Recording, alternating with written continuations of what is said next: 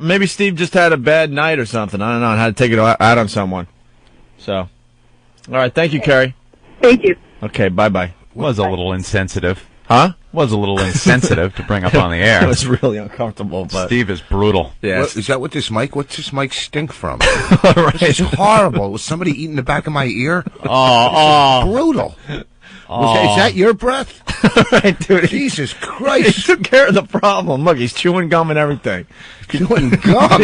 Your breath will smell better if you blew somebody. It's horrible. I just told the poor kid that it was over. It's not over. Look, he's got to wear sunglasses so his eyes don't tear.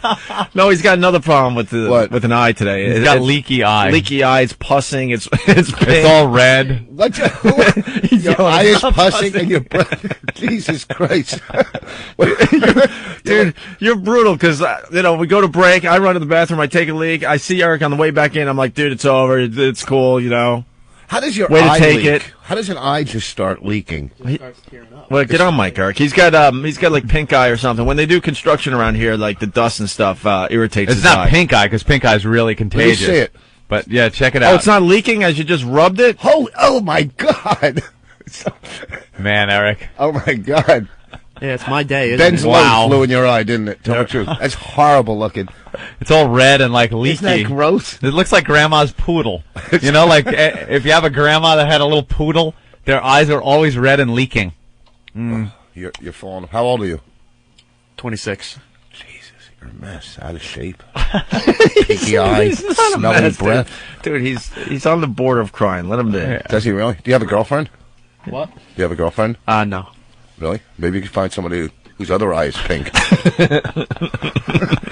Pink eye couple. What's going on, boss? Oh, nothing. I just got back into town. Yeah. You did? I was in, we flew down to West Palm. Have you ever, listen, I'm a Jew. I was on this plane. I swear to God, it was like 300 Jews, 90 years and above. I thought they were casting Cocoon 2 in Florida. I swear to God, I thought it was a spaceship to heaven. Okay? I go, I'm going to die on this plane. It was like the fucking Flemmobile. That's all you heard. And I swear to God, when they landed, the pilot goes, does anybody need a wheelchair? Raise your hand. Like 600 hands went up. I just walked right off the plane. These old, wrinkled, you went to Auschwitz? Yeah. You should have just went to West Palm or places in Brooklyn. You didn't have to go. From West Palm. You from West Palm? Yeah. And now he lives in Brooklyn. Yep. What's that big hotel? It's beautiful down there. The Trump one? No, Bellagio? No, the real big one, like with the long driveway. At the we drove to look at. We didn't stay there, obviously. Of course not. But, no, we stayed at like a motel, whatever. And we just drove there to see where the nice people stay. Beautiful, some nice. I mean, money. You talk about money. How'd you do with your gig? It's horrible. Well, it was okay. It wasn't bad. I was on stage and there was a lady taking pictures. So I found out it was the owner's wife, just taking pictures. So she was getting up. I mean, it's the owner's mother. So she's leaving. I go, are you married? Are you seeing anybody? It's just, I figure, I like them old down in Florida. I hope he's witnessed that. She goes, I'm married. I go, it'd be great, if we hooked up, because maybe I get a raise coming back here, because of my stepson. And then the owner got a little tipped off because I'm hitting on his mom. Yeah. It's a numbers game, you know what I'm saying? What's the oldest broad you've ever bedded? The oldest broad? Yeah. This one broad, she had a really pink eye. I never bedded. Oh, I did once, like a 50-something-year-old lady years ago up in Springfield, Mass.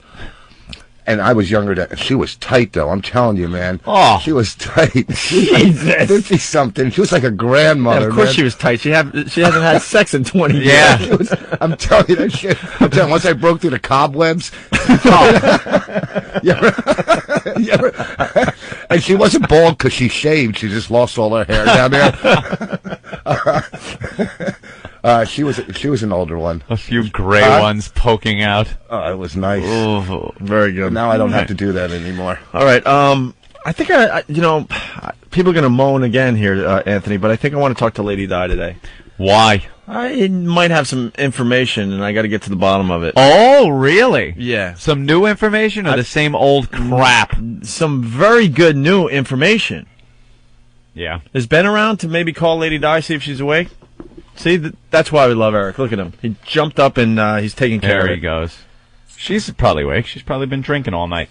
All right, Anthony. What'd she do? Moving on with the show, we were talking about the old Bugs Bunny cartoons and all that yesterday, and how the cartoons used to be kind of racist and making fun of Japs and stuff. Yeah. Remember all that? Violent and racist back in the day. Yeah, during World War II, they, obviously there wasn't much TV back then. They used to play them in the movie theaters, and they were really gauged towards adults. And during World War II, they goofed on Nazis, on the Japs. Yeah, we all hated the Japs during World War II. Yeah. And then if you go back a little further, there are some really racist ones, too. Right. Where they were really ragging on the blacks. Well, Eric brought in World War II propaganda audio. Oh. What? Did he pick up at Auschwitz? Yeah, did he get to the Auschwitz gift shop during his tour? On the way down. I got some gold teeth. And a it's little Auschwitz T-shirt. It's songs and other things that we did to kind of rally the nation and rally the troops. Uh-huh. I had a gas in Auschwitz. Oh. You're Jewish, bro. I know. Yeah, he's a Jew with tattoos. Yeah. How into it could he really be? Listen, if I could get a cross on sale, I'd buy it. Yeah. What made you get that first hat, knowing that you were pretty much throwing yourself out of your religion by getting it? And you know what the sad thing is? I can't be buried in the Jew cemetery now, and I got a tattoo of a Jewish star, so I can't be buried in a Catholic. It's like a Star of David. He tattoos. It's just doesn't make any sense. You know what? That whole thing is bullshit about getting tattoos, and because they say you can't deface your body. Right. But how many Jews or people in general? But since we're on the Jews, get facelifts, nose jobs, earrings. That's all defacing. That's a good body. point. So if that's the case, then there'd be 2 people in the Jew cemetery. Okay. That's a good point. There you have it. All right. It's Still not going to be able to get in with those tats. I really care when I'm dead. I've died so many times on stage, but who cares? The fact is, you do not die on stage. I know, I don't. You only die on the radio. I don't. No, I've been reading the boards, and 33 out of 36 liked me last time. All right. Really? Yeah, you're obsessed with those boards. Oh, they hate everything. Huh? They'll pick apart everything. Oh, I live on Anthony and I could go home knowing we just had a great show, and then you go on those message boards and they'll still pick it apart and find something they just didn't like. There was 2 minutes there that I thought the guys were really just not on top of their game. Yeah. I was reading the boards last night. I was reading a little. Actually, I think I posted a couple of times. It was, did you like the old NEW show better than you like this show? They throw questions out for each other on the board. So I'm reading it, and some people are commenting how they loved the old show, they liked it better. We had better. One guy goes, we had better guests on the old show. And he finds himself listening to the old MP3s of the old show instead of the replay of this show. And I had to remind him, great guests when we first started at NEW. People forget when we first started there. They're thinking of all the good stuff we did and all the stuff that's on MP3 that you could download. That wasn't the entire time we were there and every bit that we've ever done. How about Kenny Wayne Shepherd as one of our guests? Sheryl Crow with these great guests. How about when we had a break to play Do You Think I'm Sexy? If You Want My Body and You Think I'm Sexy, when we had to stop and play that because we were playing music. They forget the first few months we were at NEW. Few months. It was about the first year. About a year. Basically, what they're listening to is 4 years of our greatest hits. Right. We've only done 3 months here at XM Satellite. And I think our first 3 months here blows away the first 3 months at NEW. Oh, without a doubt. And it's only going to get better and as time goes by. But these morons get on there and just start critiquing it like we've been, like we were at NEW. We're still at NEW, but this is the show we're doing now. We just changed. And No. It's a work in progress. Not only that, you think of it this way. We were off the air for a couple of years. Now, if we were on the air during that time, we would have changed because our show has constantly changed over time. I believe it's evolving. Mm-hmm. Right. And you wouldn't have really noticed it because we would have been on the air for those 2 years. It's like watching somebody, and you see them, you don't notice their hair is getting longer or something. But if you don't see them for a couple of years and they never got a haircut, you'd go, wow, the guy got long hair. Wow, he really changed. Yeah. It's one of those things where if we were on the air, you wouldn't have noticed the change. But in 2 years, we changed as people. We have different opinions about life, things, and we discuss maybe different topics in different ways on the show. I'm not as angry anymore. Right. It's just the way it is. And people are, well, slow down. And the reason I'm not angry as much anymore is because I'm happy here. There you go. I was absolutely miserable at WNEW. Yeah. I felt like they just didn't get our show and the potential it had, even though we got syndicated and stuff, but it took forever to get syndicated, and they still didn't respect us or what we did, even though we were getting huge ratings all over the country. We were still being treated like second-class citizens, you know, and I took out my frustration on the management and the people we worked with and the equipment, because no one cared. Here they seem to, believe it or not, they seem to get it a lot more than the old place. So I'm not going to fake the anger. No, I'm actually happy. Someone else posted, they didn't care. I liked when they didn't care if they got fired or not, and then used Sex for Sam as an example. It's like, excuse me, and I even posted on this one. I said, excuse me, there was never a point where we didn't care if we got fired. The day before you guys got fired, we were supposed to do that tour, right? It was going to be like in the Voss was setting up this huge comedy tour. Colin, Patrice, Norton. Yeah. So the day before I go out and buy a new Mercedes, right? And the next day you get fired, and I'm sitting with a $450 car payment and nothing. Yeah, nothing. And me and Opie are high-fiving each other, going, "Yeah, we did it. We got fired, just like we wanted to." In the long run, it helped us, and we said that all along when we were off the air. We had to get past the fact that we weren't going to do radio for over 2 years, but Anthony and I talked a lot saying, eventually this is only, believe it or not, going to make us bigger. That's just how this crap works. We never try to get fired. Jesus. You insane? Norton and I would still at nights. That was depression. That was one of the tamer things we've done. Yeah. Believe it or not. And you go, what? Are you kidding? We could list a bunch of things that we should have got fired for, but we didn't. Yep.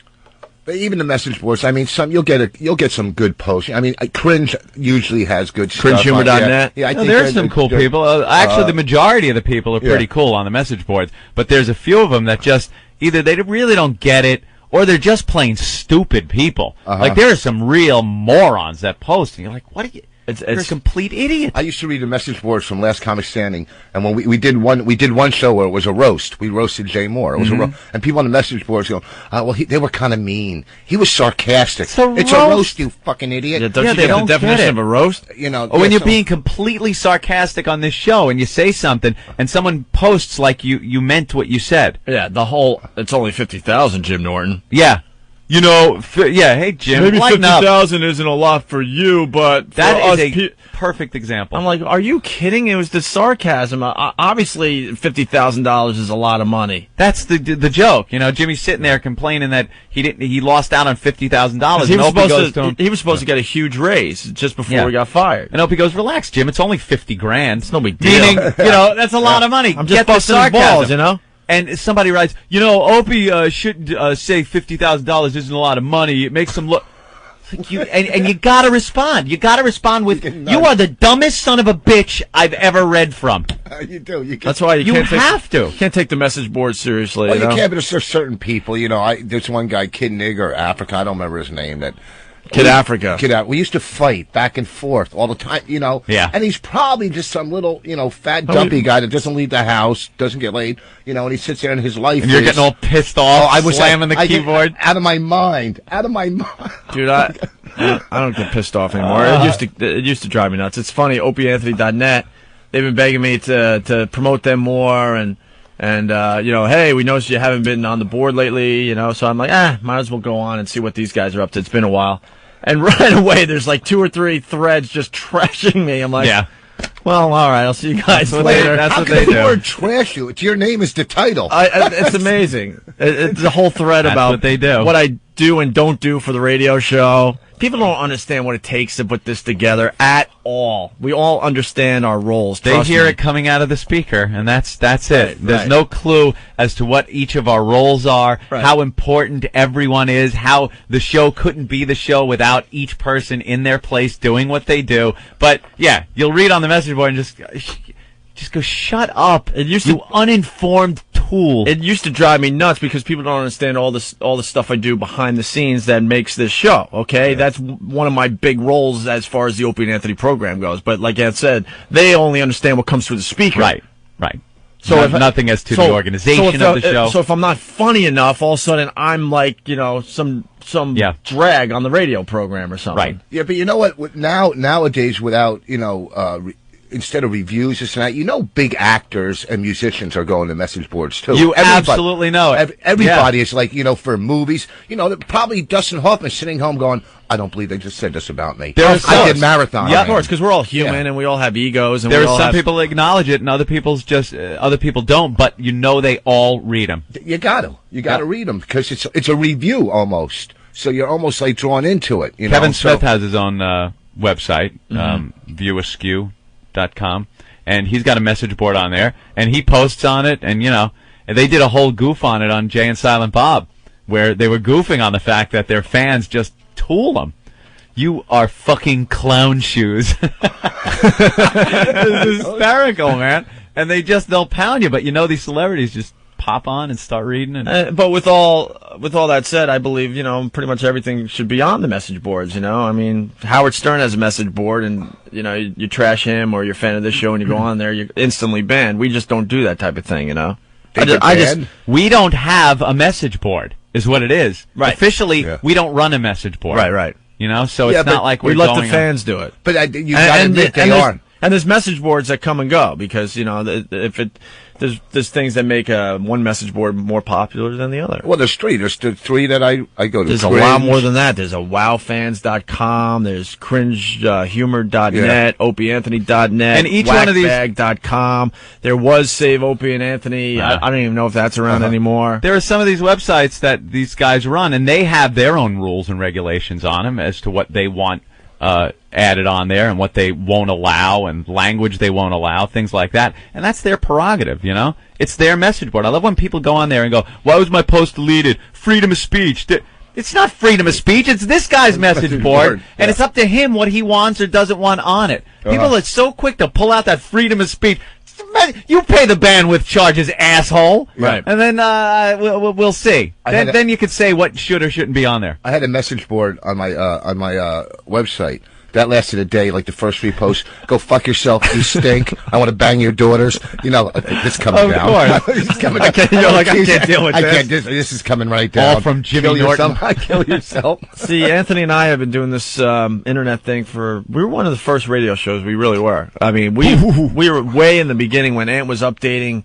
I invented after the show Robin. Honestly, when not many people had computers in their homes yet, No. and this is only going back like 10, not even 10 years. It's when people still had like those old 486s in their house, and you watched pictures scroll down, and it took forever to download a little piece of pornography. Still does on mine. Yeah, we got excited because we had a real popular show in Boston, and our website back then, if we got 100 hits, we're like, oh my god, wow, this is unbelievable. Now we get.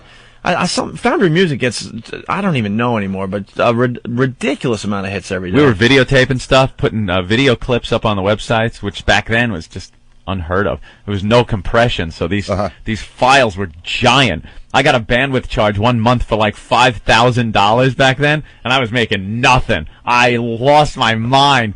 I did not know, because who knew, I had this server, and I didn't read any fine print. I'm like, I'll put stuff up on this website and people can download it. And I'm taking video of these girls that are coming into the studio doing things and uncompressed. I'm taking uncompressed video and putting it up for people to download. And they're downloading it and bandwidth up the ass. And I get this bill and I lost my mind. I called the guy at the server and was just like, you got to help me out here. I can't pay this. I can't do this. You can help me out and tell me what uncompressed means. Oh, call Lady Di. She's a computer expert. No. She'll help you out. Are we going to get Lady Di on the phone? We keep getting her answering machine. All right. Well, I mean, it could wait. Maybe she's laying by the phone with the vacuum cleaner going and her shoe off a little askew. Oh, my God. Very good. So, but write whatever you want.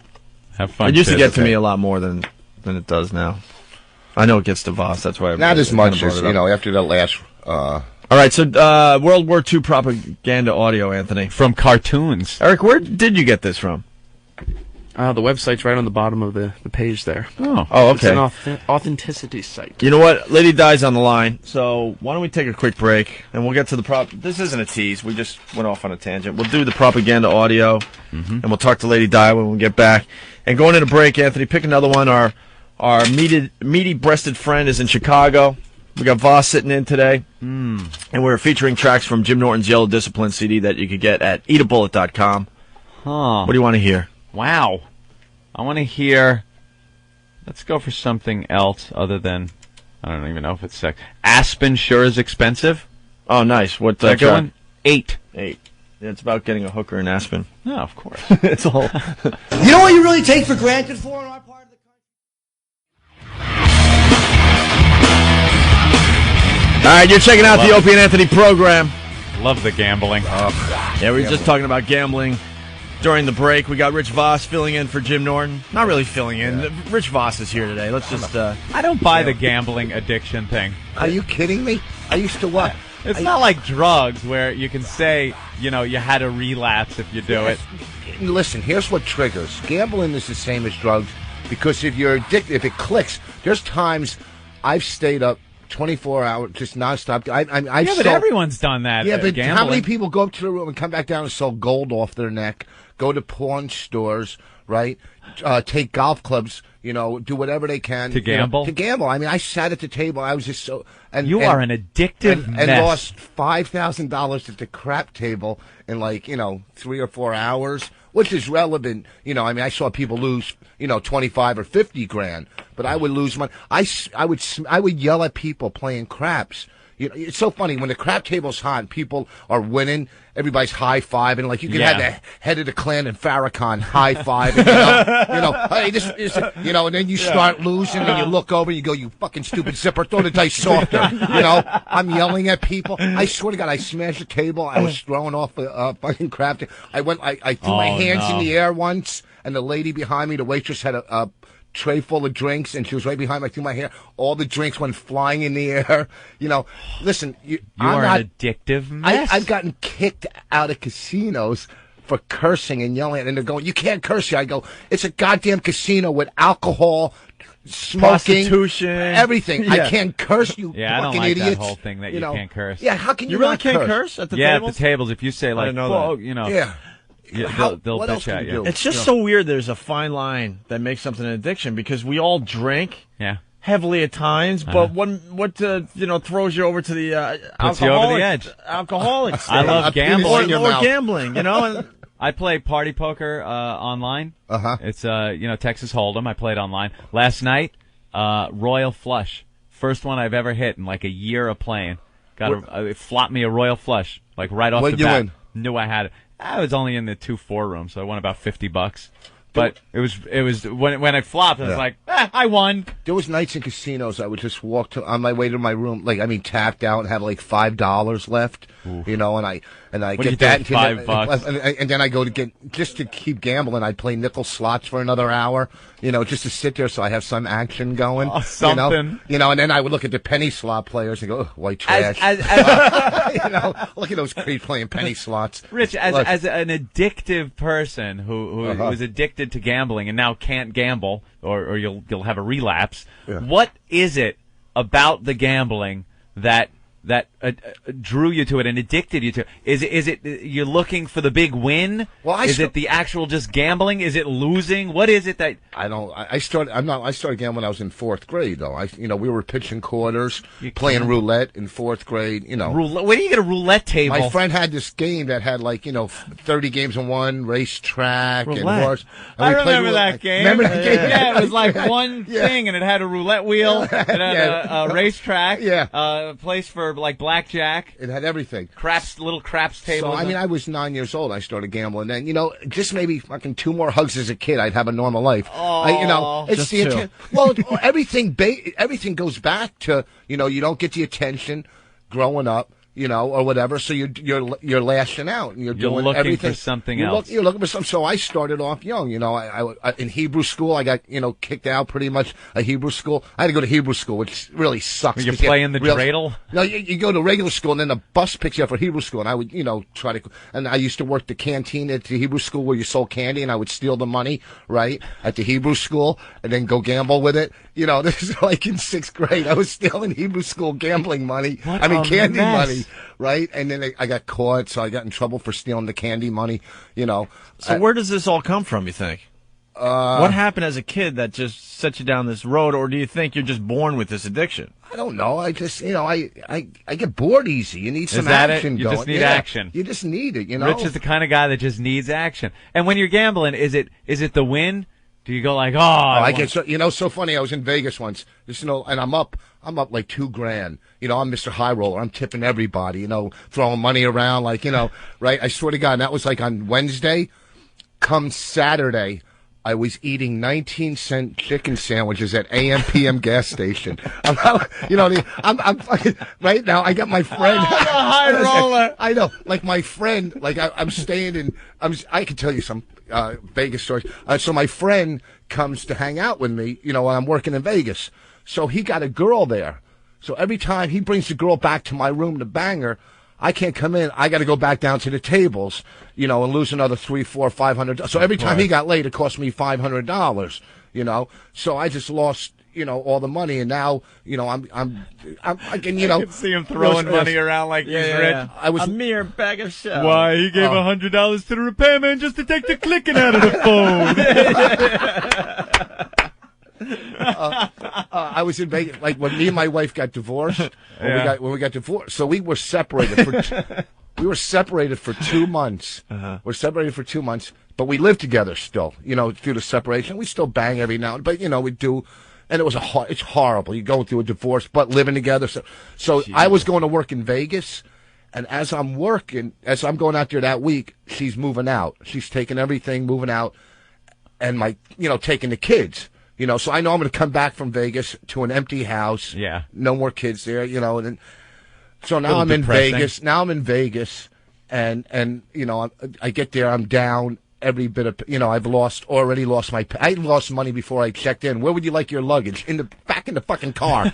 Okay? That's where I want my luggage. All right? So, I mean, I'm already down a couple grand. My wife, I would walk off stage and just walk out and cry. Oh, my God. You know, because you're in Vegas and you see, like in the summer, there's happy families, you know, and there's couples, right? And they're all, you know, playing, and I'm broke, childless. With your failed marriage? With my failed marriage. I'm telling you, I spent a week in Vegas crying.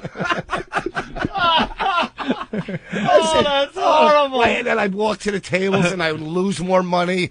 I had nothing. That's it's awful. Depressing. That's really awful. Poor Rich. It's so awful that Anthony's finding something to make it sound even more awful. That's all right. I worked off the hook. I worked. Let me say hi to Dave here. Dave, what's up? Hey, boys, what's going on? Hanging out with Rich Voss today. We got Lady Di on the phone. We got lots to do today. Awesome. All right. Gambling is definitely an addiction. I had a roommate that had an online internet gambling account, and he deposited money in his account by calling a 1-900 number and charging it to the phone account. Of course, I didn't know this until the phone company threatened to shut off my phone. Oh, you were in on him with the phone? That's right. The 1-900 number, $1,500 phone bill. Go. And he was taking the bills, and he was hiding them, so I wasn't even getting them.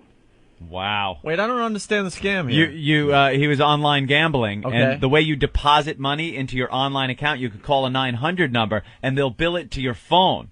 So they get the money, you put it in your account, but it's being billed to your telephone bill. Oh, okay. So now he's sharing the phone with this guy, so now this guy's in for part of the money. Right. The phone's in my name. Everything's in my name. So you're totally screwed. Have no credit, so, you know, everything is in my name. He also happened to have a little bit of a drug problem, too, so that's probably connected. So that's what makes me think the whole gambling thing, the addiction, very addictive personality to begin with. Well, if you wanted to help him, really what you do is, as he's hitting his bottom, you make him perform oral on you for money, and then he hit, then you know you hit bottom. But who could get, like, I could never gamble online. I want to see what's going on. How do you trust what's really going on, with the computer? How do you know if you're. I ask Ant that all the time because he plays after the show just a little bit. He's just having fun, and I'm thinking, is there cheat codes involved? You know what you got to do? You find one of the most reputable online ones, and you play on that. You don't play with any shady online companies. Reputable. I was in Pittsburgh last week. A guy had the back of his neck pierced. It's by the spine. Yeah. Right. He goes, well, the best piercer in town did it. Oh yeah. Well, you know what? What? Only 2 people are crippled. Okay. So how do you know who's reputable? I mean, but by just the sheer volume of people that play it. Really? It's the one I play is partypoker.com, and it's like the one that everybody plays. Let me tell you, I don't know. I haven't seen anything that would lead me to believe anything's a scam. I've been playing with the same. I think I put about $200 in, and I've been playing with the same $200 for. It goes up, it goes down. It's just fun to play. But for a while. Have you ever shot craps? No, I have no idea how craps work. Craps is. It looks exciting. It's the crack of gambling. That's so what I hear. I would step over a naked broad to shoot craps. To shoot craps? Yeah. Get out of here. I'm going to play craps. I'm not lying. I swear to God, I was in Vegas once, and I picked up a waitress, right? Or not a waitress, just some girl after the show. And she goes, I used to do this all the time when I picked up girls there. I would bang them, and I go, look, let me go down and get something to eat, and I go gamble, and then run back up. And one girl, I said, look, I'm hungry. And she goes, if you get me an English muffin, I'll give you an anal. I go, oh. I swear to God. But I ran down to gamble instead. I did come back with a cold English muffin. How long would you be gone with these chicks waiting in the room? I don't know. Who knows? They were Probably drunk. They didn't know. They were plastered. Let's go to Colorado. Eric, what's up? Hey, guys. Hey. Man, my wife would like to kill me. When we were in Vegas on our honeymoon, I sat down at a blackjack table with $500, played for 4 hours. One point, I was up almost $20,000. I gave it all back. Are you kidding? No, I gave every last bit of it back. I mean, literally, I was up $20,000, and my wife says, "How much money you got there?" I says, "Oh, I don't know." And the dealer said, "There's about $20,000 in front of him." My wife says, "Oh, let me have some." I said, "Hell no!" I said, "I'm going to keep playing." And I started playing. All right, wait, but what was the logic in your head? You're up $20,000. What are you thinking at that point? I could turn this into 100. Yeah. Yeah, you never have enough in front of you. Yeah. See, kiss of death is.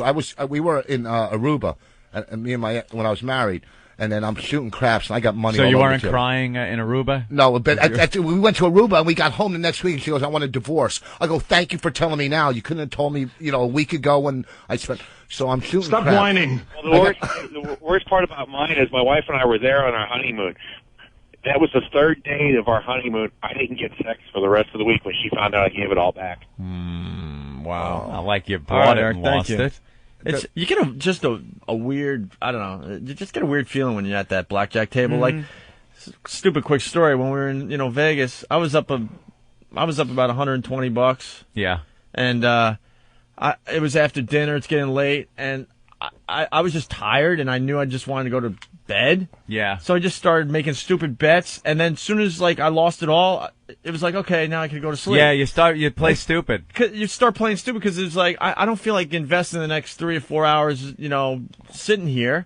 So I started getting lazy. Like maybe I'll go for the quick win. The big fix. Either the quick win doesn't work, or I'll go to bed and I'll be satisfied. That I'm not leaving any money on the table and wonder. It's just weird. When you do the slow build. When you really dedicate yourself to the game, right? For a bunch of hours, you're going to sit there and you just do the slow build. You play the way you play, you'll do fine. When you lose a few and you try to make it up on that one bet, that's when you're going to watch your pile go down. Well, I was making $50 bets. I saw you were making $250 bets, so whatever. But I was doing it because I was like, I just want to. It was a weird feeling I got. Like, I just want to lose this money fast because I'm really tired. I just want to go to bed. Yeah, people do that. Yep. And I just threw away a quick 120 plus my initial invest. I ended up losing 110. So it was like a $230 turnaround just because I was tired. Because you get tired, you want to go to your room. I get Western Union send people. I call them to send me money, but you just. I couldn't do that quick build at blackjack. That's boring. I mean, I might as well just put my money in stock. Not at all. It's a whole. You got to get at a cool table with some fun people. Yeah, then you have a good time. Anthony and I were sitting side by side, and Club Soda Kenny was there. It was just like a social event. For a gambler like Voss, though, it's not about having fun. People. Who wants to meet friends at a table? Okay, see, that's the difference between what we were doing and what you were explaining earlier, the addiction. Because to me, it was like, free drinks. The dealer was fun. That lady Sharon, and we were just laughing and goofing, and then making fun of the squirrely guys that were sitting down. The coolers that come over and sit down. Yeah, Kenny. I mean, we're gonna get him on tape to say this, but all of a sudden he would just whisper to Ant and I, "Here comes the cooler. Here comes the Go cooler. back to minimum bets for a while." Sit at the table and just chill the table off. Oh, that was me. Mush. Awful. One week in basketball, out of 14 games, I picked 12 losers. Do you know that's almost impossible? That's hard to do. That's almost impossible. All right, let's go. We got to move on. How does this Bill guy? I want to see if he. We're going to go to both these guys. Oh, good. Yeah, we got two of them. Kansas checking in. It's Danny. Go ahead, Danny. Danny. Hey, what's going on, guys? Hey. Hey, silly pants. So yeah, this party poker thing. Two things. Me and some of my buddies have about 4 or 5, or now 5 computers in one room, and we'll go sit in partypoker.com, pokerroom.com, and just take 2 or 3 guys' money in hour, 20 minutes, sit at maybe a 10-20 table. So that's the way you can get easily taken. You need different IPs though for each computer, my friend. No, I understand. Yeah, they won't let you online. If you're at home, and let's say, because I have about 3 computers set up at my house, and I try to log on all 3 to one table, they won't allow it. Yeah, we have 5 different lines coming in our house. 5 different lines coming in. And then you got to find a table that you can all get at. And then if somebody comes, then you could kind of use each other to try to take one person's money. Oh, I mean, the odds are sick in your favor. I mean, and then you can lose money to the other guy so that, it doesn't look kind of funny. But also, if you notice on party poker, there's always 3 or 4 guys. The room gives them, everyone a hand, and everyone's in the hand on the flop, so the rate keeps on going up. I mean, they're there to make money. It's kind of shady if you watch that. I don't know. I've done pretty well on it. Yeah. Like, if you really play disciplined, you'll do all right, All right. You just can't be crazy. Real quick, what's funny? This guy said he took his wife to Vegas on their honeymoon. I took my wife to, I got San Francisco because I got booked a weekend there. So I got, free hotel on my honeymoon, and I did a gig. Cheapo. Oh, my God, are you a cheap Jew? Let's go to Long Island. Bill? Yeah, how you doing? Hey. All right, so let me tell you, it's a little different way than he just said. What we actually do is, we have a monthly game we play with about 20 guys. So 5 of us got together, and we go to the tournament tables, the $100 tournament tables. Right. So they don't fill up right away. So you can get in there. So we got 5 guys, and we're all on cell phones. So, he's at his house, I'm at my house. So everybody's on a cell phone. We all pick the number table we're going to pick, and then we all go to that table. So when we go to the table, now we could talk to each other about what hands we got because we're all on our cell phones talking to each other. And how would that explain to the listener how that would affect what somebody else at the table that isn't involved in your little posse? How could that give you guys the advantage? Well, it only gives us the advantage. Like, we'll just share the money around. If I don't have a good hand, like right away, we all know what our up cards are because you can see your cards. So if I have a 2-7 offsuit, I'm already out of the hand. But if I'm in the hand, and I got decent cards, a pair of 6s, and somebody else that I know has cards has a pair of queens, I'll bet my hand up because I can afford to lose some chips if I want to lose some chips, or if I'm already down, I'll bet my hand into his hand just to give him the money, just so he can have more power at the table. And it's only a 10-person table, so if you have 4 or 5 guys in on it, one of those 5 guys, you have a good chance of winning. It would give you an advantage, yeah. We just spread the money. We just spread the money around, and we win. We win all the time. There's always money in our account. Yeah, I'm sure there are people doing it, but I don't know how many people are actually conspiring at the 2-4 table. You know what I mean? And that's what I'm playing on. Table, but yeah, it's the same in Vegas. You get 3 guys working together. All right, thanks, bro. Yeah, true. Yeah, they watch out for that though. One more. Mm-hmm. Rob, what's up? What's going on, guys? Hey. How you doing, Kikerman? Is he talking to me? Who else could he be talking to? That's hilarious. Yeah, my dad used to have an account with one of those offshore betting agencies, and their clocks were on a 2-minute delay. So he was able to go to OTB, see the winner of a race and then call it in really quick, and he would like clean up like once a month. You know, you can't keep doing it because they would catch on. But it was like one of the best scams that like he ever did. You know, never heard of that just call me Kikerman, and your father's stealing to support his family. Kikerman. I wanted to say welcome back to Stinky to the O&A show.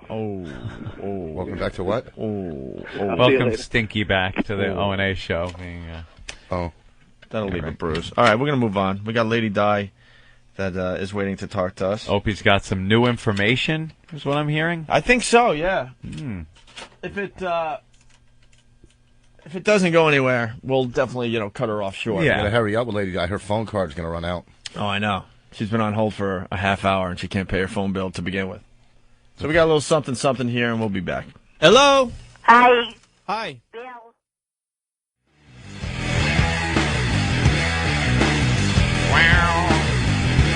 Let's go to the phone and say hi to the cooler.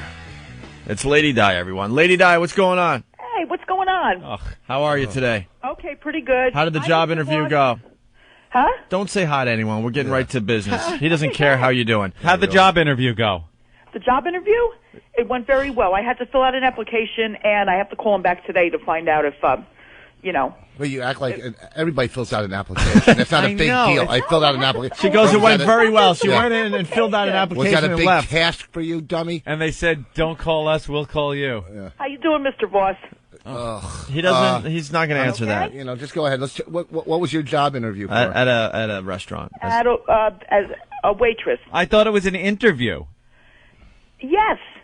But they had me fill out an application. I gave them my phone number first, but now they have me fill out an application. As a waitress? Yes. So they didn't interview you. They basically, there's help wanted signs. Right. I see them all over the city. Sure. And you go in, and the worker there goes, oh, God, another one of you zeros. Sure, here's an application. Fill it out, and maybe someone will get back to you. Thank you. Yeah, we don't want to. You're one of probably 100 people that have walked through that restaurant to fill out that application. We don't want a statuesque blonde as our hostess. I know. Wouldn't they want somebody that's not going to ruin their appetite? I mean, yeah, really. Yeah. No. They told me that they had me fill out an application, and I'm supposed to call them back sometime today. They told you to call them back?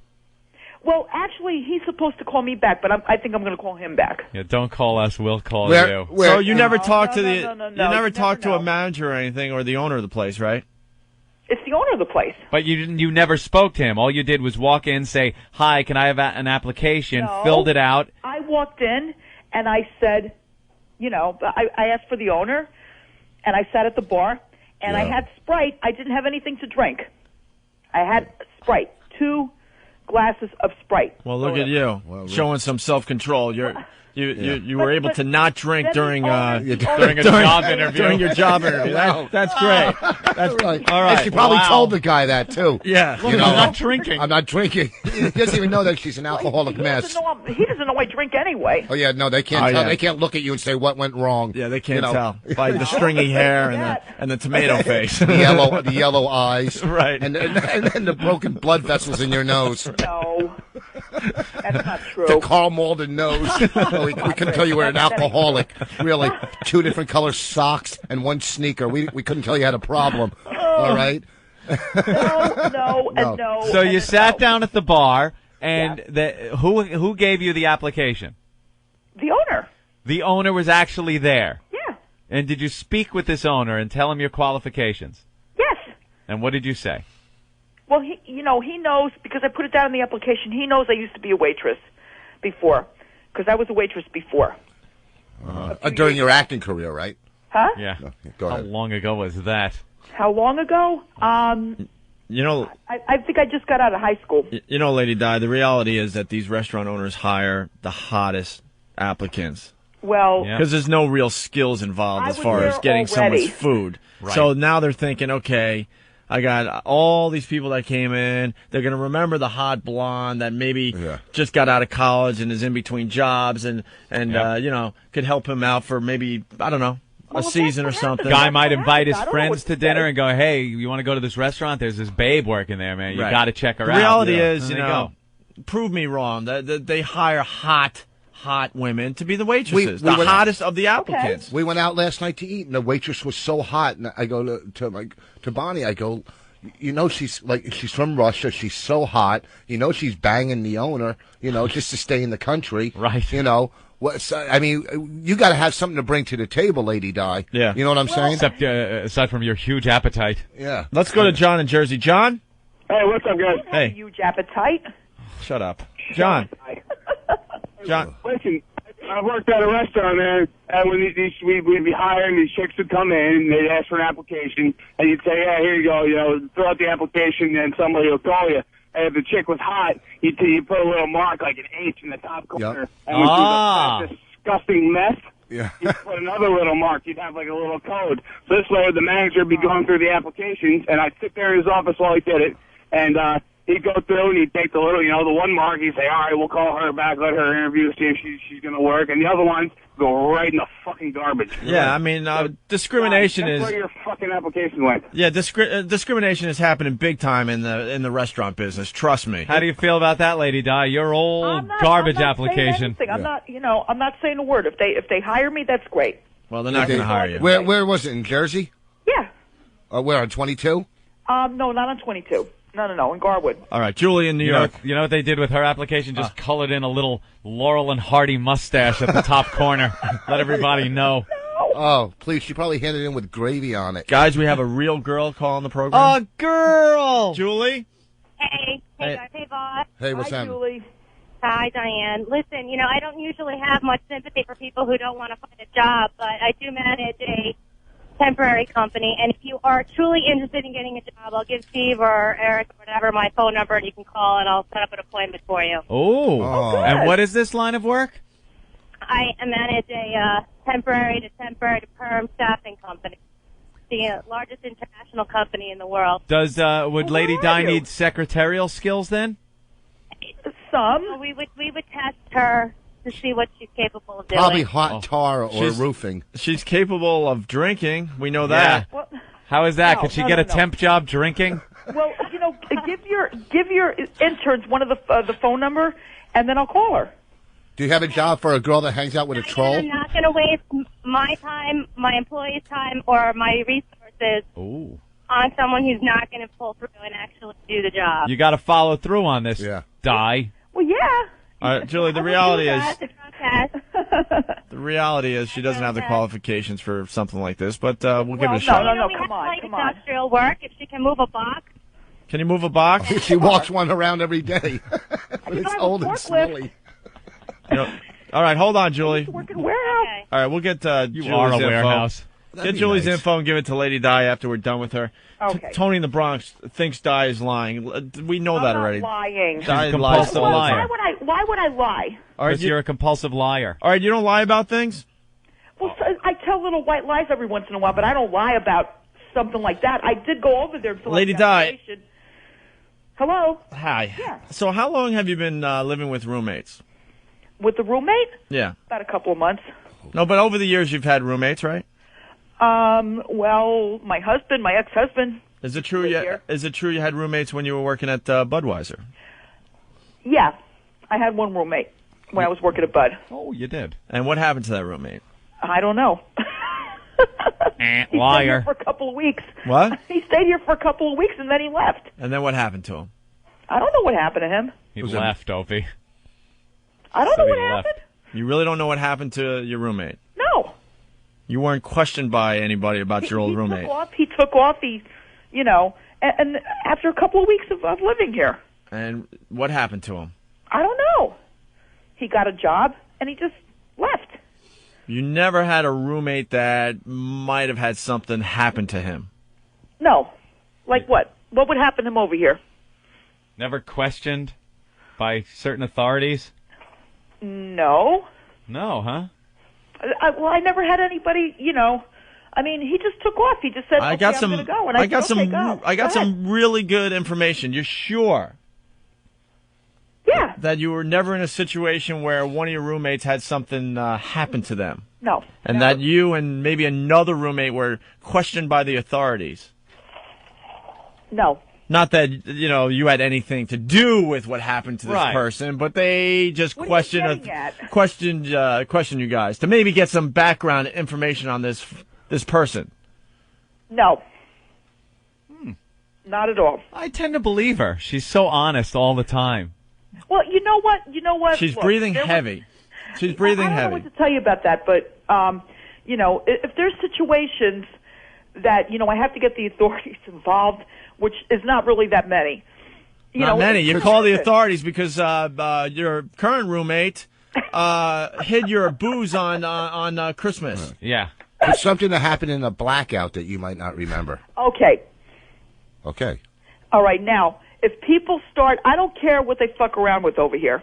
Lady Di, here's the deal. Here's the deal. But if you're going to fuck around with my property or me or anything like that, which he only messed around with my property. Well, he hid your what? Wine or beer? He hid my wine. Who was it? The wine Jack that Lemmon? I paid for.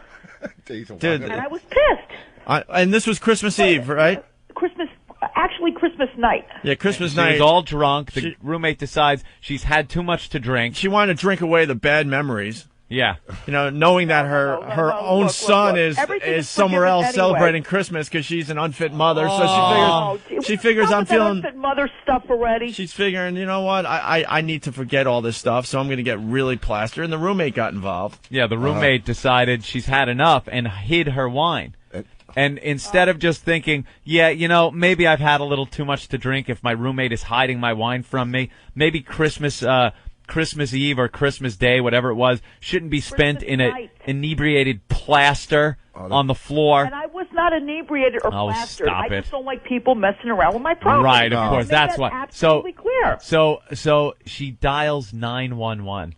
She calls 9 effing Christmas 11 on Christmas Day or night, because whatever. The roommate hid her booze, and which starts, one of those episodes of Cops Domestics where she's screaming, "It's Christmas!" The cops are laughing because you're just drunk and a mess. It doesn't matter. It does matter. He's still my roommate. So anybody who's getting drunk, anyone who's getting so drunk on Christmas that they're calling the police because their roommate hides their booze is really disturbed. Why would anyone get so hammered as to forget reality? It's okay. We already settled this. And it ain't going to happen again. Well, no, because he doesn't live there. If you take charge of your own life and maybe if maybe you'd stop this insanity and drinking and fighting through the greenhouse looking for the bottle, and then maybe things would turn around. Maybe, no, listen to me, stupid. All the excuses and all this crap, my roommate did this and that. Well, if you put yourself in that position, if you take control, maybe you wouldn't even have to worry about if they're going to hire you at a diner, okay? Maybe you'd have something else, because, all the fingers you're pointing at everybody else, they're all coming back at you. You point one finger, you're pointing 3 back at yourself. Thank you. That's my little thing, First of all, it's not a diner that I applied to. Well, whatever it is, you got to understand something. Mm-hmm. Where is your life headed? You have no career. You have no skills. Yes, I do. You're looking at a restaurant waitress job that girls take when they get out of high school or college while they're working on their lives. This isn't somewhere you end up while you're middle aged. What are you going to do with yourself? You're a mess. No, I'm not a mess. You're a mess. You're in denial. You're completely. No, will you stop coming? Matt from Jersey. The only way Lady Di is going to get tipped as a waitress is if she puts on a cow suit and falls asleep standing up. So listen. He's sending in the same joke he sent in the other day. Oh, really? No. The exact same joke that was sent in the other day. I need to pay more attention. Listen, I put in also for warehouse jobs. All right, Lady Di. I did that. All right, this isn't the reason why we got you on the phone today. We're going to play a little game. If I could prove that you're lying when I'm about to, when I give you the info, then you are dead to the program. Oh, come on. Dead to the program. Now, what's that supposed to mean? So, with that said, what's that supposed to mean? Did you ever have a roommate where something happened to him and you guys were questioned? Yeah. Now it's yeah. No, I got really. Tell you? Listen, I got really good info. So we're gonna gamble. Go ahead. You either tell the story, Or if you lie about it and we find out that it was true, then you're dead to us. We're sick of your lies. I'm not lying to you. So instead of me giving the info to the entire country, why don't you tell everyone what happened to one of your old roommates? She says I'm not lying, yet she said, no, it didn't happen, nothing. And now... Wait, hold on. The old roommate that I used to have over here right. left. Okay. No cops were called, nothing. What happened to him? He just left. He got a job and he left. That's it. How do you get a job if you died? No one died over here. Well, not over there, maybe. No one died, period. You never over had... here that I know of. You never had a roommate that died. No. And the police came over to question you and maybe somebody else. No. Well, I got to find the email and talk to her. All right. Di, you know that if we do find out that you're lying, you will never again be on the show, and we are completely serious about it. That? No, I'm not lying to you. Never a roommate when you were working maybe at Budweiser? Okay. Yeah? Did you have a roommate when you worked at Budweiser? No. No. I mean, I had a boyfriend, but I never had a roommate. A boyfriend? Well, my son's father. But you really couldn't consider him a roommate. Wow. I don't know how you can consider him a boyfriend. But I don't know what to tell you about that. How about the guy that died? What guy that died? I don't have the email in front of me, unfortunately, because I'm an idiot and I deleted all my my mail. But the guy's a faithful listener to the show. I'm sure he'll send it back again, and I know who he was. But it was some guy. Come on. It was some guy that worked with you at the Budweiser plant that wrote me and says he swears that you had a roommate that ended up dying, and there was you and another roommate that was questioned. Bullshit. Not questioned as in you had something to do with his passing, but they definitely, questioned you guys because you guys were all living together. No, wrong. I don't know who this person is that used to work with me, but no. That is not true. Well, if we find out that it is true...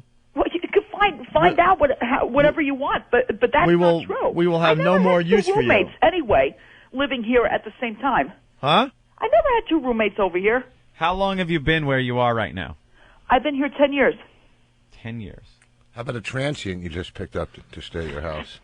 Yeah, maybe you're I've been both here drunk for 10 together. years. Before that, I lived in Elizabeth. You were sitting next to Faye Dunaway. No, I've been here for 10 years. Been here 10 years. I'm a drunk mess. Originally I was married and my husband was living here. My ex-husband was living here. No, there's something going on. There's definitely something going on. Oh, shoot, I just hung up on what an idiot. Good. Glenn from New Hyde Park. Hey, guys. This fat slob 2 seconds ago said she had a roommate when she worked at Budweiser. Now she says she didn't. She lies like it's a constant barrage of lies. I can't stand. I hate her. She's an awful, awful human being, and I hope she dies. Punch it out. Just call her Lady Lie now. It's not Lady Di. Lady Lie. Well, all right. We'll get to the bottom of it. This guy swears it's true. Oh, we'll do our research. Henri. I just woke up to this again. Every morning I hear your stupid voice. She's gone. Oh, no, wait. She's back. Hold on. All right. She should be gone. Hold on. We'll put her on with you. Hold on. Please, go ahead. Because today she cried. Lady Di. Yes. What happened? We got cut off. Oh, yeah, cut off. Cut your head off. Phone probably got cut off. No. First of all, I never had two roommates live, all three of us live together. I never had that. I never did that. I understand you. That's why they wouldn't want to live under the same roof as you. What? My God, shit man. on the rug. Did you know someone that died? Brother again? Yes, this is stupid. She's so stupid. Why do you keep calling? Diane, why do you call? Him. Diane, why do you call this show? Because why? I want to call the show. Why do you call the show? No one wants to hear from you. No one wants to hear from you. Just like your son. They don't want to be near you. Excuse me, don't bring up my son anymore. Your Come son. on. How old's your son, Diane? He's 14 years old. Oh. Leave him alone. No, he's not coming home to you, and that's the best idea for him. No. And you got a Puerto Rican saying that? You were absolutely wrong. He's never coming home to you. You understand He will be back here. He is no good so at your sad. house because you will beat him What? You will get drunk, and he'll be in the worst get off the phone. You understand? What's wrong with you? Do you have any kids? You probably sell him on the black market for money for booze. What? You understand that? What's wrong with my son? You are an unfit, He's horrible 14 mother. years old. Leave him alone. Had enough bombs a better mother than you. You understand that? No. And that's the Stop truth. it already. You are a terrible mother, and he will never. Stop it. Stop. Because you will. Do I have to argue with you? For booze, you will trade him on the street. I would. No, I Yes, would not you will do that. because you are a drunk and you don't know any better. And you You'll better never not tell get a Mary job. that too, because she's gonna go right down your throat. What is she fucking babbling Chew about? you out. Take this stupid idiot. Because you know why? Because are you there? No, he doesn't need to be. He hung up on you. Yeah, he was done with you. I'm glad he hung up He on did me. a great job. Look, that's He made a great point That's about selling Marion's your son on the street for godson. booze. that is Marion's godson. So? Okay, so And you think she's honestly proud? Well, of course she's proud to be her godmother, his godmother. What do you do? Like, what's a day consist of when you don't work and you don't do anything? Just glug. What they consist of? Yeah, I mean, like, listen to me. Shut up, wafflehead. You fill out one dumb application. Go fill out a bunch of applications. Get a paper route. Do something. All right. Well, we're gonna. It's a story that's in progress. We'll but find out about I'm gonna this. find out more info. Go ahead. You should make her go to 90 meetings to get back on it. You just got to do something. No, positive. we tried. We had a guy that was willing to get her in the program and walk her through it, and she blew him off already. So that's why I have no sympathy for her at Probably all. have him on the phone right now. At all. How old? You can't ask how old you are, but when you graduated high school, who was the president? Who was the president? I mean, how old are you? She's about 40. I think Ronald Reagan. All right, Lady. It was Ronald Reagan. I'm not, Lady Di, we're done with you. Okay. Done. See? One last chance. Did you or did you not have a roommate that died? No, I did not have a roommate that passed away. All right, liar. What do you mean, all right, liar? All right, liar. I'm not kidding. Keep lying. Thank you. I'll talk to you later. Bye-bye. Bye. All right, there's Lady Di. There she goes. This guy Lady lie. swears it's true. Worked with her at Budweiser. I would believe some guy, I have no clue who it is, sending an email quicker than I would believe anything that comes out of her fat yaw. There's a story there. Oh, how sad is that life? I mean, there's a guy that died upstairs from my mother's house. And did I ever tell you this? In the bag, he was spanking it in the bag, and he put a plastic bag over himself. Why are people still freaking doing that? He spanked it and passed out in the bag and died. But Autoerotic asphyxiation. But the good thing is the coroner. I mean, it's good for a coroner. You just come, pick up the plastic bag, and take him out. You know what I mean? So what? They found they didn't know where he was, and then I think that's how Paul Lynde died too. By the way. Oh, really? Yeah. Because I went on the death tour in L.A. and I think that's how he died. He Paul did that. Lynde? Yeah, Putting the bag over his head? Yeah. Well, yeah. He was as center he was bag. whacking off or something. I'm not positive, but I a think few people remember have gone something like that. The But guy don't you have from somebody with? NXS. Shouldn't you get somebody with you to If you take had someone the with bag you, you off wouldn't be jerking off. You just kind of, or what was the guy with from NXS? Like put a belt around his neck. Oh, they put it on a doorknob and kind of put his weight on his neck and was cranking himself. But then he must have passed out, and now he's hanging. Oh. Can't you just jack off? I know. What the hell is wrong with people? Maybe use a finger or two when you're... Whatever. What's wrong with just grabbing your right hand, grabbing hold, and cranking away? What do you need to choke yourself, put a bag over your head, bring in all kinds of toys? All right, here's what I want. I want you to smash me with this 2x4 as I'm jacking off. Just get it over with. I remember years ago when you first get the internet, years ago, and you find pornography, and I would troll for hours looking at smut for hours, and just spend time, jacking and looking at the pictures and stuff, and then when you finish, you're like, I wasted so much time. I should have just finished up hours ago. And you wind up wasting some. Just grab hold and just give a jack. few. Get it over with. So you can move on with your life. life. Move on. Do something. Go fill out some job application. Get your son back. You make a really good point. Sometimes you just spend much too much time and energy jacking. Yeah. My friend would take the government blocks of cheese, and he'd put a hole in it, and he'd put it in a microwave and warm it a little, and then he'd bag the government blocks. But warm cheese. Yeah, but he was a heroin addict, so he went to pawn the microwave, and he didn't realize that he left the government cheese with a hole in it. Stop. I'm not lying. If I'd call him right now. You can ask him, Joe. Oh. And did you have a roommate that died once? No, upstairs the guy died. No, I know. All right. Well, Anthony, we got some propaganda audio. Yes. This was the stuff to rally the troops, rally the nation. It Back was in the olden days. It was heard on regular radio. Back when they smoked Luckies. That was a really funny bit yesterday. So the first song we're going to hear is Remember Pearl Harbor, better known as Wipe the Jap from the Map. Can you imagine if we did this today? The outrage that would be out there? Why can't we put out an Iraqi song where we sing about how we got to, kill the towel heads?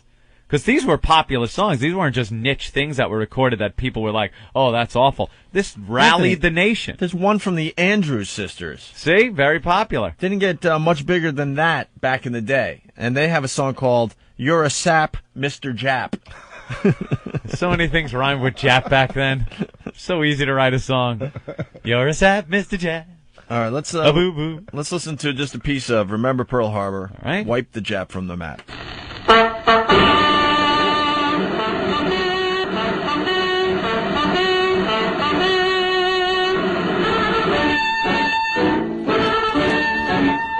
Remember Pearl Harbor when you sight down the barrel of your gun.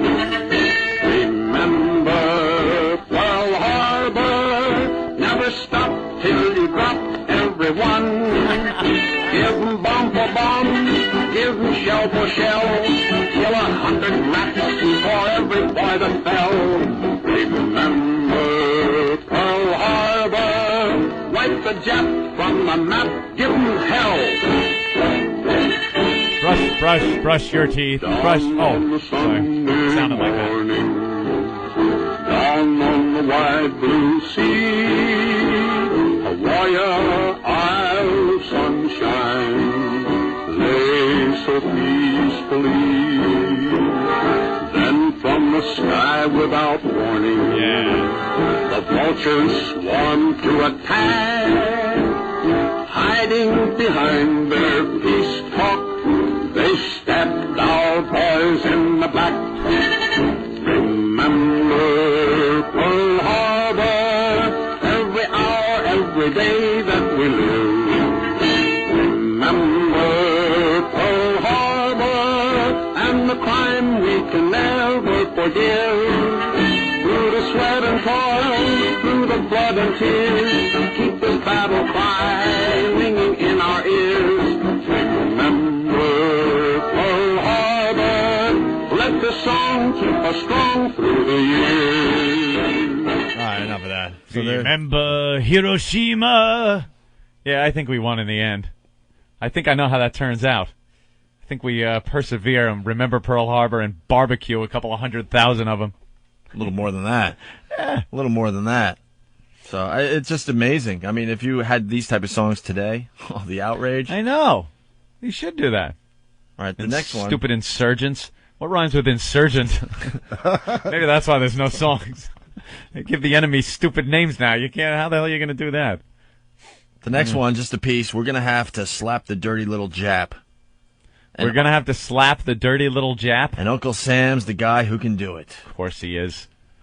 Written by Bob Miller, performed by Carson Robinson, typo, hopefully. Who wrote Slap the Little Jap? Ed Norton. They were good. I remember they opened.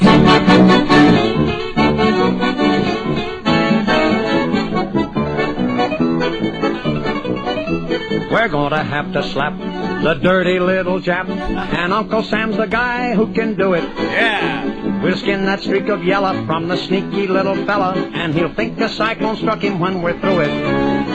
We'll take that double crosser to the old woodshed. We'll start right on his bottom and we'll go to his head. When we get done with him, he'll wish that he was dead. We've gotta slap the dirty little Jap. Uncle Sam's a man who's given a helping hand to many a foreign land, don't forget it. But when somebody goes to tromping on his toes, they'd better guard their nose or they'll regret it. We're gonna have to slap the dirty little Jap, and Uncle Sam's the guy who can do it. The Japs and all their hooey will be changed into chop suey, and the rising sun will set when we get through it. Their alibi for fighting is to save their face, for ancestors waiting in celestial space. We'll kick their precious face down to the other place. We gotta slap the dirty little Jap. Goddamn Japs. You want to go out and get them now? We're gonna have to slap the dirty little Jap, and Uncle Sam's the guy who can do it. Yes, sir. I wouldn't fool you, mister. He can raise an awful blister, and somebody's pants will burn before we're through it. We'll reach across the ocean and grab that yellow Jap and turn him upside down right on democracy's lap.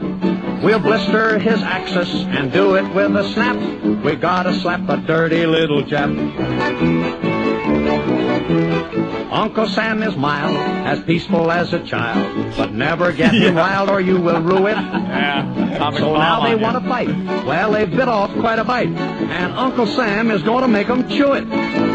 We're going to have to slap the dirty little Jap, and Uncle Sam's the guy who can do it. All right, you get the idea there. It goes on forever, but of course it does. I smell bit, Anthony. I smell bit. Yeah?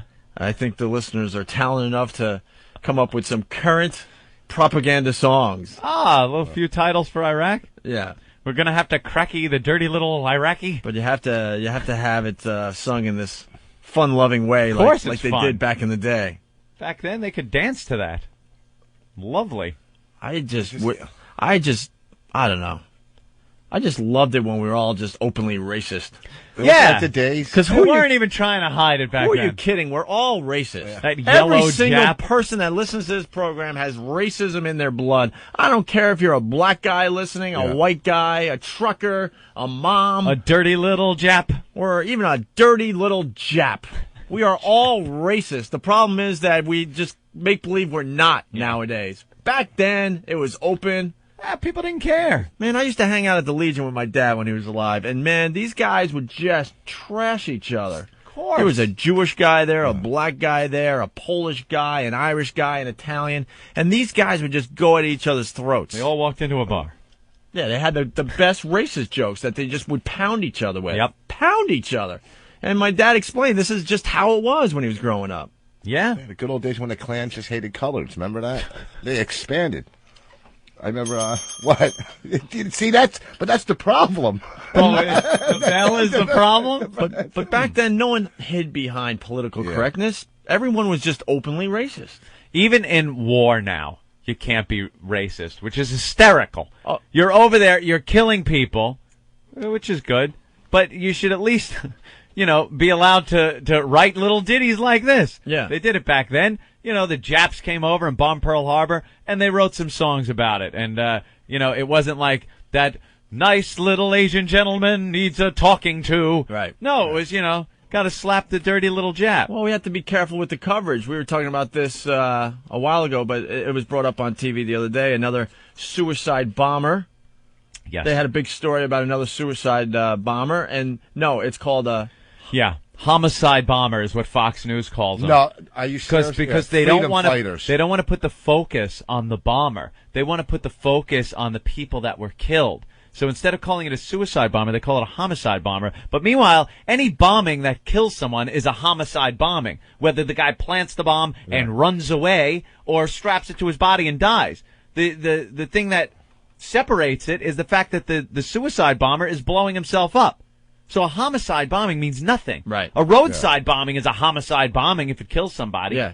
Fox News trying to be politically correct, trying to alter your viewpoint a little bit. They don't call Marine snipers on Fox sharpshooters. News. They're called sharpshooters. Yeah. Because sniper has bad stigma to it. And they don't call them terrorists; they call them freedom fighters or something. Well, some of them do, but maybe Al Jazeera.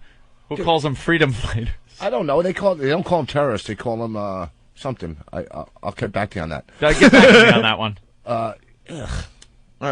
You go in the airport, you get checked by Arabs. are checking me to get on Really? a plane. You know, you never seen at the airport. Oh, I've seen that. You know, they're checking me to see if they have it. You know what they're gonna do. Yeah.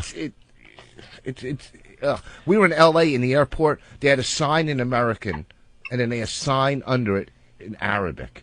Why? Really? I'm not lying. A big, whatever. Don't do this, do that. In Arabic and American. That was good. Anyone that reads it, you can see who's looking at it and sweep them right up. Oh, that's a good Take them in the right. back and work them over with the phone book. Yeah, whose eyes are going from left to right? Yeah. See whose eyes are or is it going the right wrong to way. left? Or how do they read? Reading that drivel. Ugh. How do you read that? It's backwards, right? Oh, they're all backwards. So it's right Dirt to left, people. starting from the bottom, working Dirt their way people. up. I don't know. All right, we got to take a quick break because I just noticed that Mark Patrick is on the line. We want to talk to him about some football and other things. And then we'll get back to more of these songs. We got a few others. We got Your Sap, Mr. Jap. They like that sap thing. And Goodbye Mama, I'm off to Yokohama. You can use that one. Goodbye, Mama. I'm hunting Osama. There you go. Something like that. I'm feeling a bit, though. I'm smelling it. I'm smelling the bit. What is Patty doing? Brand out new there? propaganda songs. You sure you're smelling the bit? Or oh no, okay. No, we took care of the Eric thing already. Sucker Patty is outside the studio. Yes, we'll talk to her as well. Quick break, and then we got Mark Patrick next.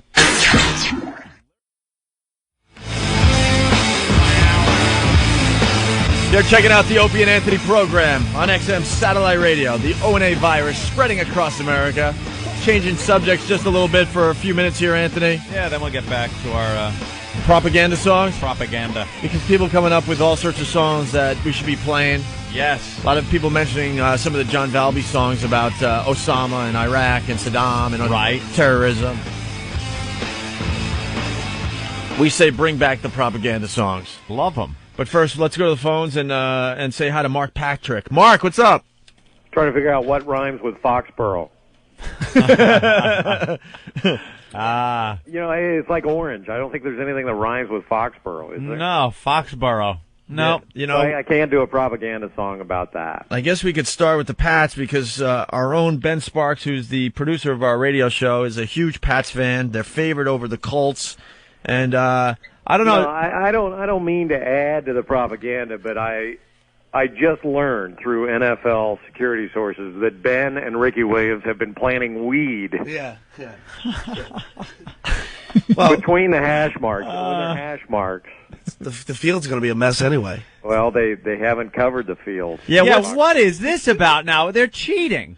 They're not cheating. They deserve the right. They won 14 games. Well, Ben, explain this really fast. What are they doing up there in Foxborough? They let the field. They didn't cover the field, so it rained on the field. So It rained on the field, so now it's going to be muddy. Right. And why would the Pats want this? Because they tend to play better, and Manning doesn't tend to play well in this condition. In the mud. Aren't they growing potatoes, Ben? Yeah, I don't know. I don't know. They want to feed the fans. Yeah, They want to help out the tsunami victims. Yeah, they decided to start growing rice up there in Foxborough. That's what Foxborough looks like. It looks like tsunami. There are cars being pushed across the end zone, big trees, bodies on the field.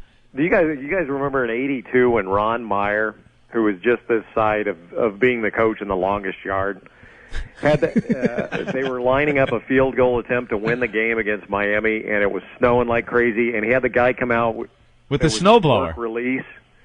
Yeah, the guy was work release. He was just out of prison, and what he was the one that plowed the field. Yeah, he came out with a little snowblower and made a little path right to the ball. It was one of those giant round brooms. Yeah, he just ran across it like some big dummy. Yeah, no one told him. He just did it on his own. Well, Ron Meyer. Yeah, right. But this doesn't seem very legal. Or at least very ethical. The NFL inspected the field, though, and they said it's okay. They did. I just read that online a little while ago. You know this is going to backfire. Of course, all the things like this always backfire. Manning's going to have the game of his career now because of this. You know that's what happens in these situations. They've got everything going. I mean, New England has everything going in their direction, though. To start that game at 4:30 on a Sunday afternoon, even if it's balmy, by the time it's 4:30, it's going to be cold. It's going to be cold. That's right. And then you're going to have that like mud ice combo. There's nothing more miserable than a wet, cold field. I mean, you're better off to have it frozen and snowing than you are wet and cold. Yep. I think. Yeah. You think the Pats are going all the way this year? No. It's the No. Steelers, right, bro? No, I really think it's the Colts. You think the Colts are going to get A lot the job of people done? think the Colts are going to win. Yeah, the whole thing. If they get past this game, I mean, this is their Waterloo. They just can't beat New England. I think they've won twice in the last 15 times they've seen New England.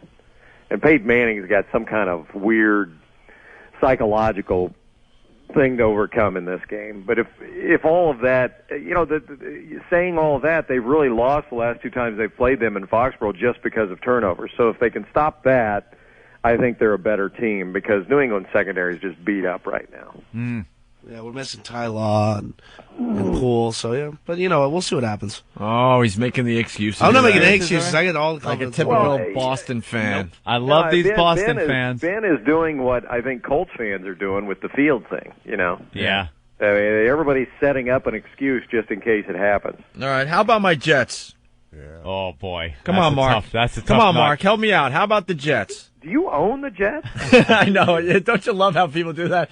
Don't you love when, for example... When they beat San Diego, they became my Jets. Oh, yeah, I know. I understand. And had they lost, it was those damn Jets. We do make fun of that. Like when the Red Sox won the World Series, everyone was calling Ben, congratulating him like he had something to do with it. Yeah. And Ben just said just now, he's talking about injuries to the team. He goes, well, we lost. We lost. We lost. That's true. I did say that. We, us. We do get carried away with our rooting, thinking that we really do have something to do with it. But if Pittsburgh, you're known as Leon Hess for most of the time, it's just your radio name, right? If Pittsburgh takes out Pennington, they don't have a backup quarterback. I mean, because Quincy Carter's not even going to be with the team. Yeah, what's going on with all that, Mark? Quincy Carter is his mom is ailing, sick. but they think he'll be back for the game.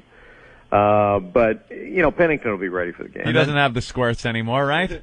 Yeah, he had the flu all week, right? He had the flu. He had diarrhea. He had diarrhea. He had diarrhea. He had a stomach ache. Maybe Belichick Belichick could fly him up to Foxborough and let him have a little diarrhea action on the field to mix in with the mud. That would help the goal. I have seen the goal line NFL stands. games where guys have had the squirts and they're playing on an artificial surface, so it's like there's no way that they can say, "Well, I sat down in a puddle." It's mud, yeah. Oh, you see it coming right through the uniform sometimes? Oh yeah, I've seen guys because in the NFL they just wear a jock. Yeah. And that's it. Oh. A lot of those guys, the majority wear no hip pads or tailbone pads at all. So they just wear a jock and on those really fat linemen, it's not a good sight up close. Who'd want to cover somebody and really get close to him if there's always stinking like. Well, I think there's me. Yep. And there's always been stories of these guys that decide not to shower for a whole week and make sure their breath is really bad, just to throw off their opponents on the line. True. Huh? Tragically, that's true. Yeah. The thing is, they also have to ride like team planes and buses, which really makes guys want to sit next to them on those trips.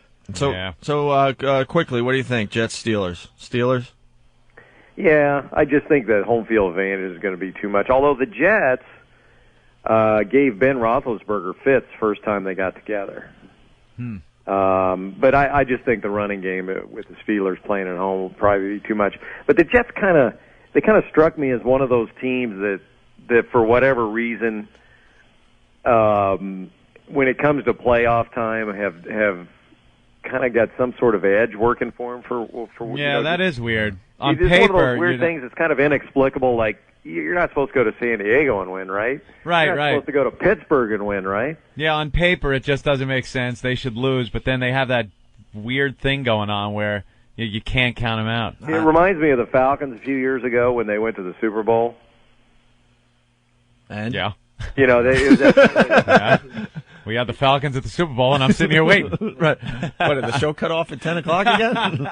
Well, no. I mean, if you guys remember, I mean, they win. Nobody thought they were going to win the first round. They went up and they won in Minnesota. To win the NFC Championship game. And Gary Anderson missed the only field goal he'd missed all year long for Minnesota, and all of a sudden the Falcons were in the freaking Super Bowl. And everyone's... then they got smoked, and everybody goes, well, how'd they get here? Yeah, exactly. Who killed them that year in the Super Bowl?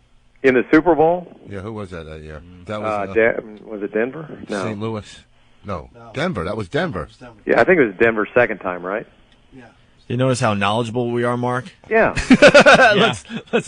But I mean, the Jets we faked it pretty good on that one, didn't we? Not exactly Mike and the Mad Dog here. So Calvin Hill is playing with who now?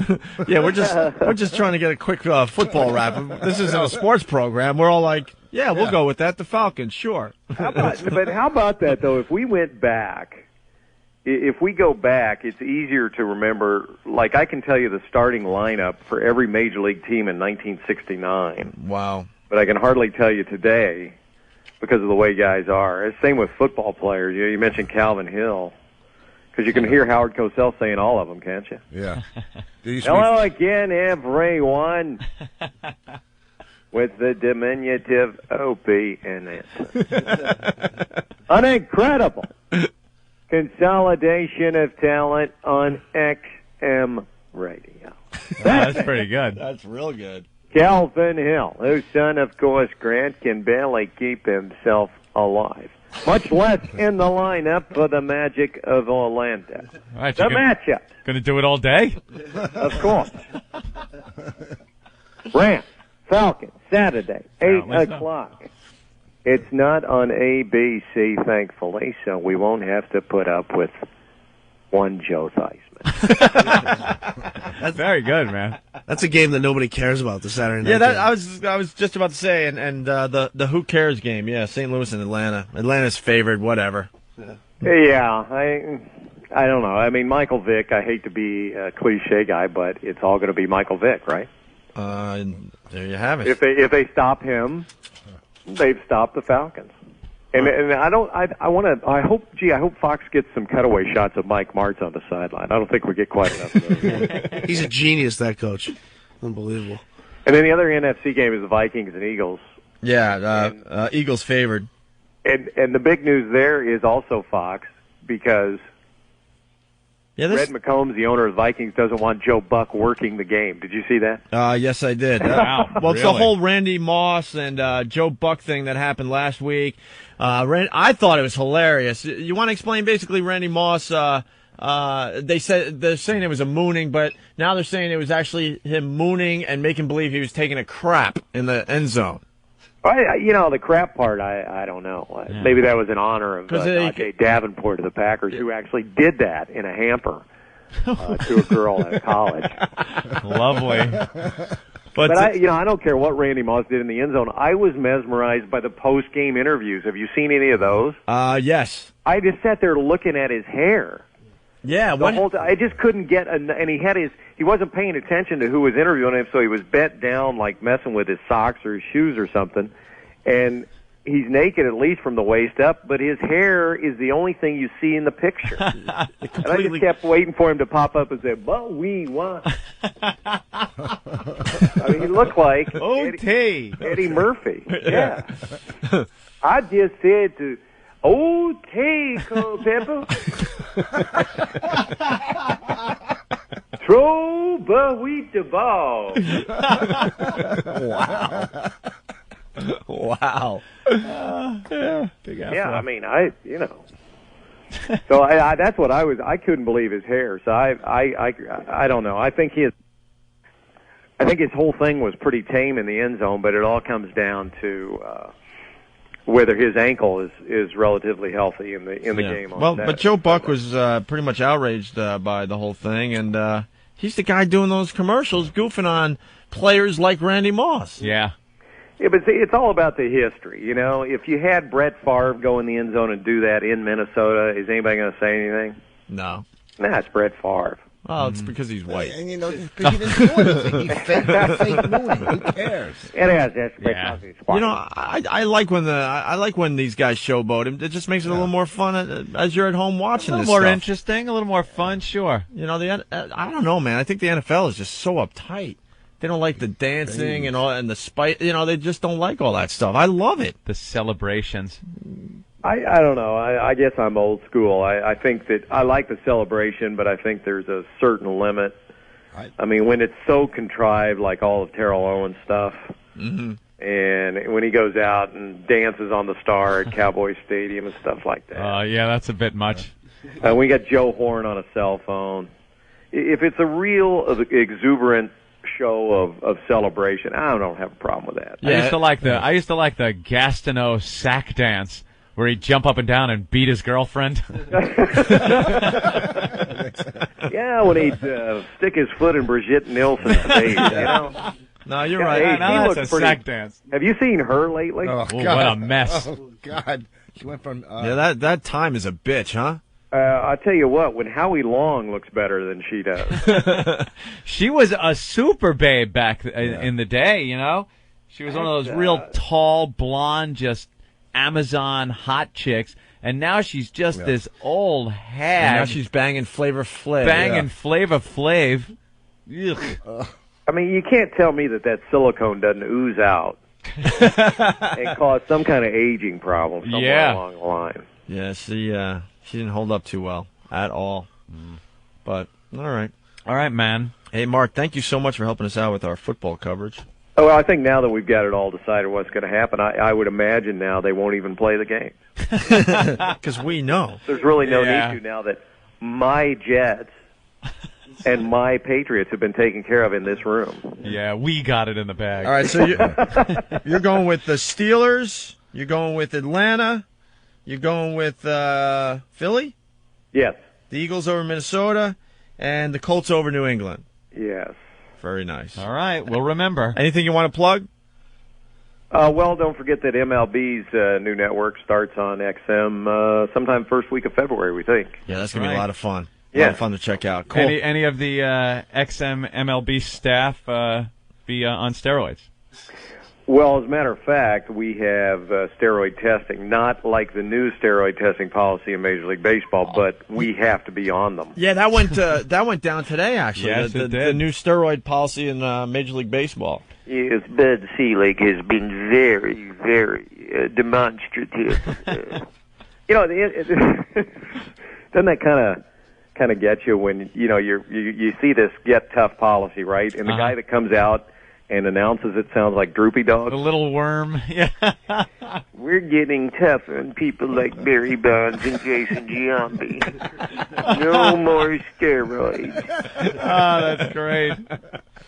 Yeah. One thing I found out, though, they're not going to test or they don't do anything for amphetamines in baseball. Isn't that odd? A little odd. Yeah. I'm always amazed at the things that are against the law aren't tested for. Yeah. No problem if you want to, snort up some crystal meth and go out there and whack a few at the wall. But I think we're going to see some home run records. I think we've seen the last of a lot of these home run records. Yes. These big guys are just not big anymore. I think Barry Bonds is going to lead the league next year with 28 homers. 28, huh? We're going back to the old days now. Because Anthony and I, we talked about this a couple weeks ago. These guys are running scared. Some of these guys are popping up on TV, and they look a lot smaller already. Emaciated. Well, I tell you what the interesting thing was with the human growth hormone, which was everybody just says steroids, but it was really this human growth hormone. Yeah. What it did was make their heads huge. Is that it? Seriously. Yeah, some of these guys. Barry Bonds went from where there used to be. I know guys that work at New Era, the hat company that provides all the hats for Major League Baseball. Yeah. 10 years ago, there was one player in the big leagues that had a hat size of 8. And it was Bruce Bochy, who's the manager of the Padres. He just naturally had a head that they used to run NASCAR races around. I mean, it was big. Zimmer's hat wasn't that big? Who? The Zim. Oh, no. Zim's hat's got to be giant. That's got a plate in it that's keeping his a standard 7.5. That huge So now pumpkin head. all these guys have big heads. But now, last year there was something like 48 guys that had over a size 8. That just doesn't happen. I've never heard that. Yeah. That little bit of that stat. So, That's a baseball stat we every haven't time you seen. talk about baseball, you want to start talking like the Major League Baseball play-by-play guys, don't you? Absolutely. Have you guys, listen, Opie, Anthony, if I could, have you guys ever noticed when you talk to these guys, they talk this way even when you see them like in church? It says in the book of Paul Simon, There are 50 ways, indeed, to leave your lover. Well, again, everybody. Yeah, that affected baseball announcer voice, man. They all got it. Up. I just want to know what dinner's like at their house. Yeah, you know, could you pass the mashed potatoes are delicious. You know, that's the 5th time this season, darling, that you've fixed those. And my goodness, those Oritos are excellent. Each and every time we touch it, there's a ball low and away. Goddamn, very good. That's good. Mark, thank you so much. All right, good to talk to you guys. We'll talk to you again soon. We love it. Thank you. Thank you. There he goes, Mark Patrick. Instant feedback, Angel Eyes from Philly. This just in, ESPN is doing dick jokes. Very funny. We're trying to get a little more funny guy, a little more variety on our show. Yeah, we were trying out Mark. We're trying to get a little more sports on our program. Well, just mixing it up a little. That's all. A little bit. Starker Patty has to leave. Did she leave? I think she left. Oh no! I told her yesterday she came in. Oh, that's too bad. I told her to come in tomorrow, and she said, I have to go to work early. Oh, poor Stalker Patty left. 2 days in a row that she left. Oh. I have to be at work by 9, so could I come in at 7:30? And I was like, yeah, sure, Patty, whatever you want. What a shame. What a shame. It's said that she has a job, and Mary, whatever they want. Oh, Lady Di. Oh! Before we leave, we were talking about sports. Well, here's the latest sound clip from Randy Moss. All right, because I guess the NFL fined him what, $100,000 or 10,000? 10,000, right? 10 grand for what? And because it was, I saw it. He didn't do anything. These guys are just so uptight that run the NFL. It's just funny. Well, let's hear it. That's not him.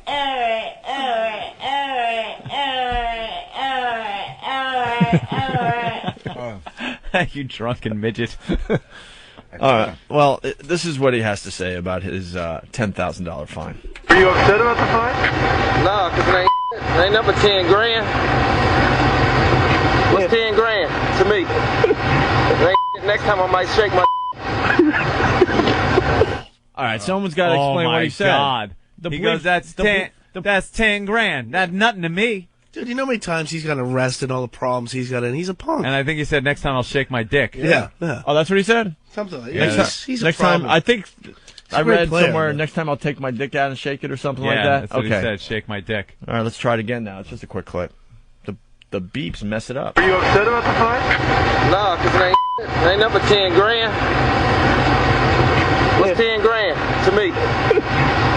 Next time I might shake my.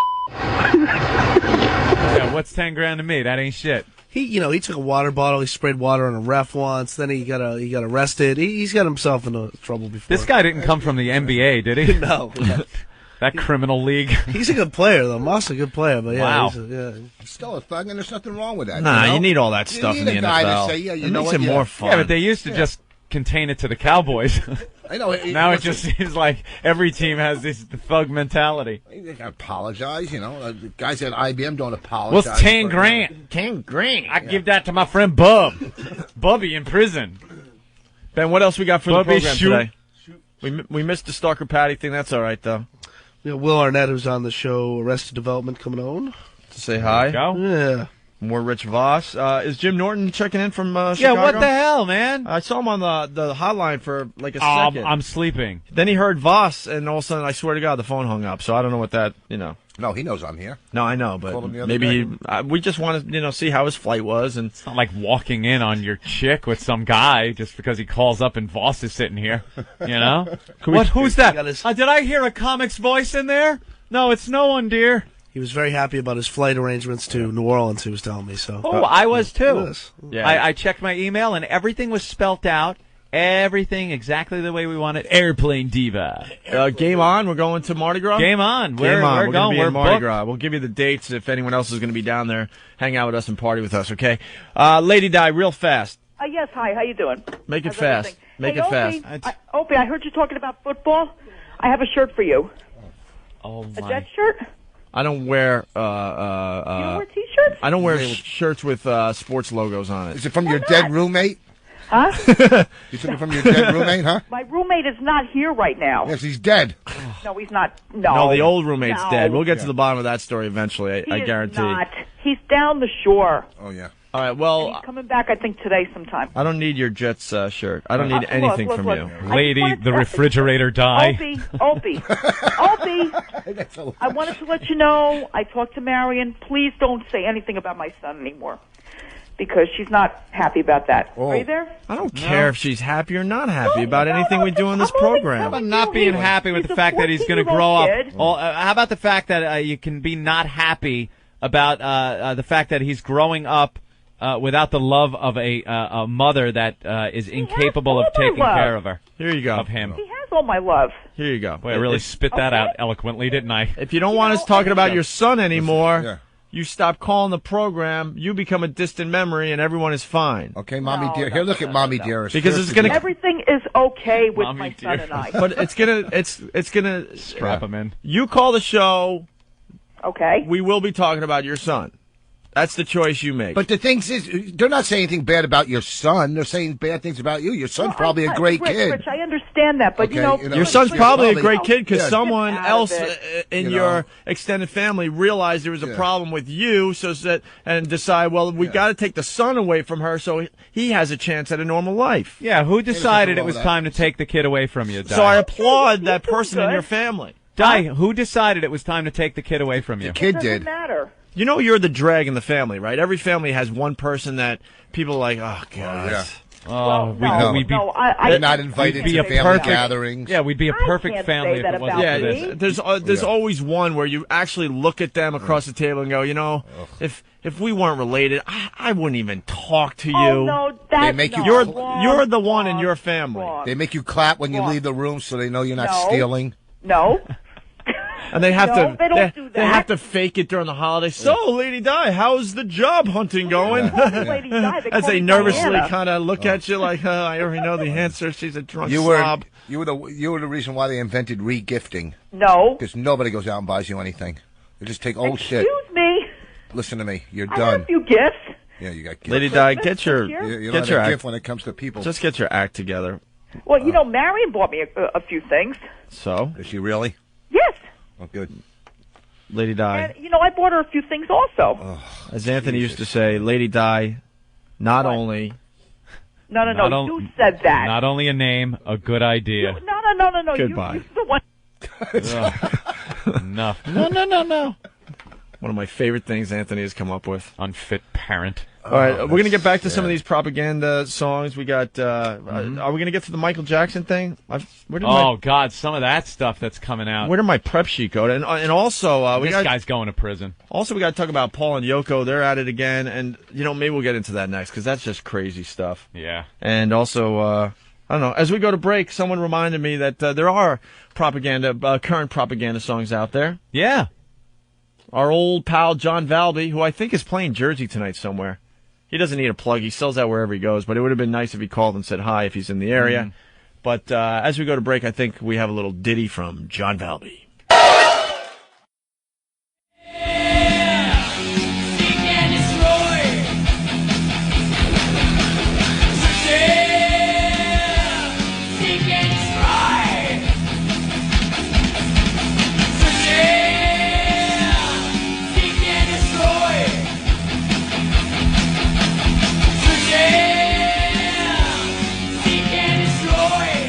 The unfit mother wants to say one more thing. Yes, unfit mother.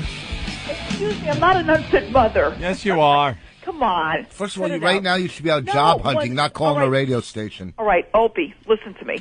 Are you there? Yes, unfit mother. Okay. I'm not an unfit mother. If you were a fit mother, you're why isn't your son with you? My son is staying with my father. Why? Because you are not fit. Because you are not fit to care for him. No, and that's normal? I am fit. That he should be with your father? Your father did such a great job of raising his kids. Look at you. You're a mess. No, I'm not.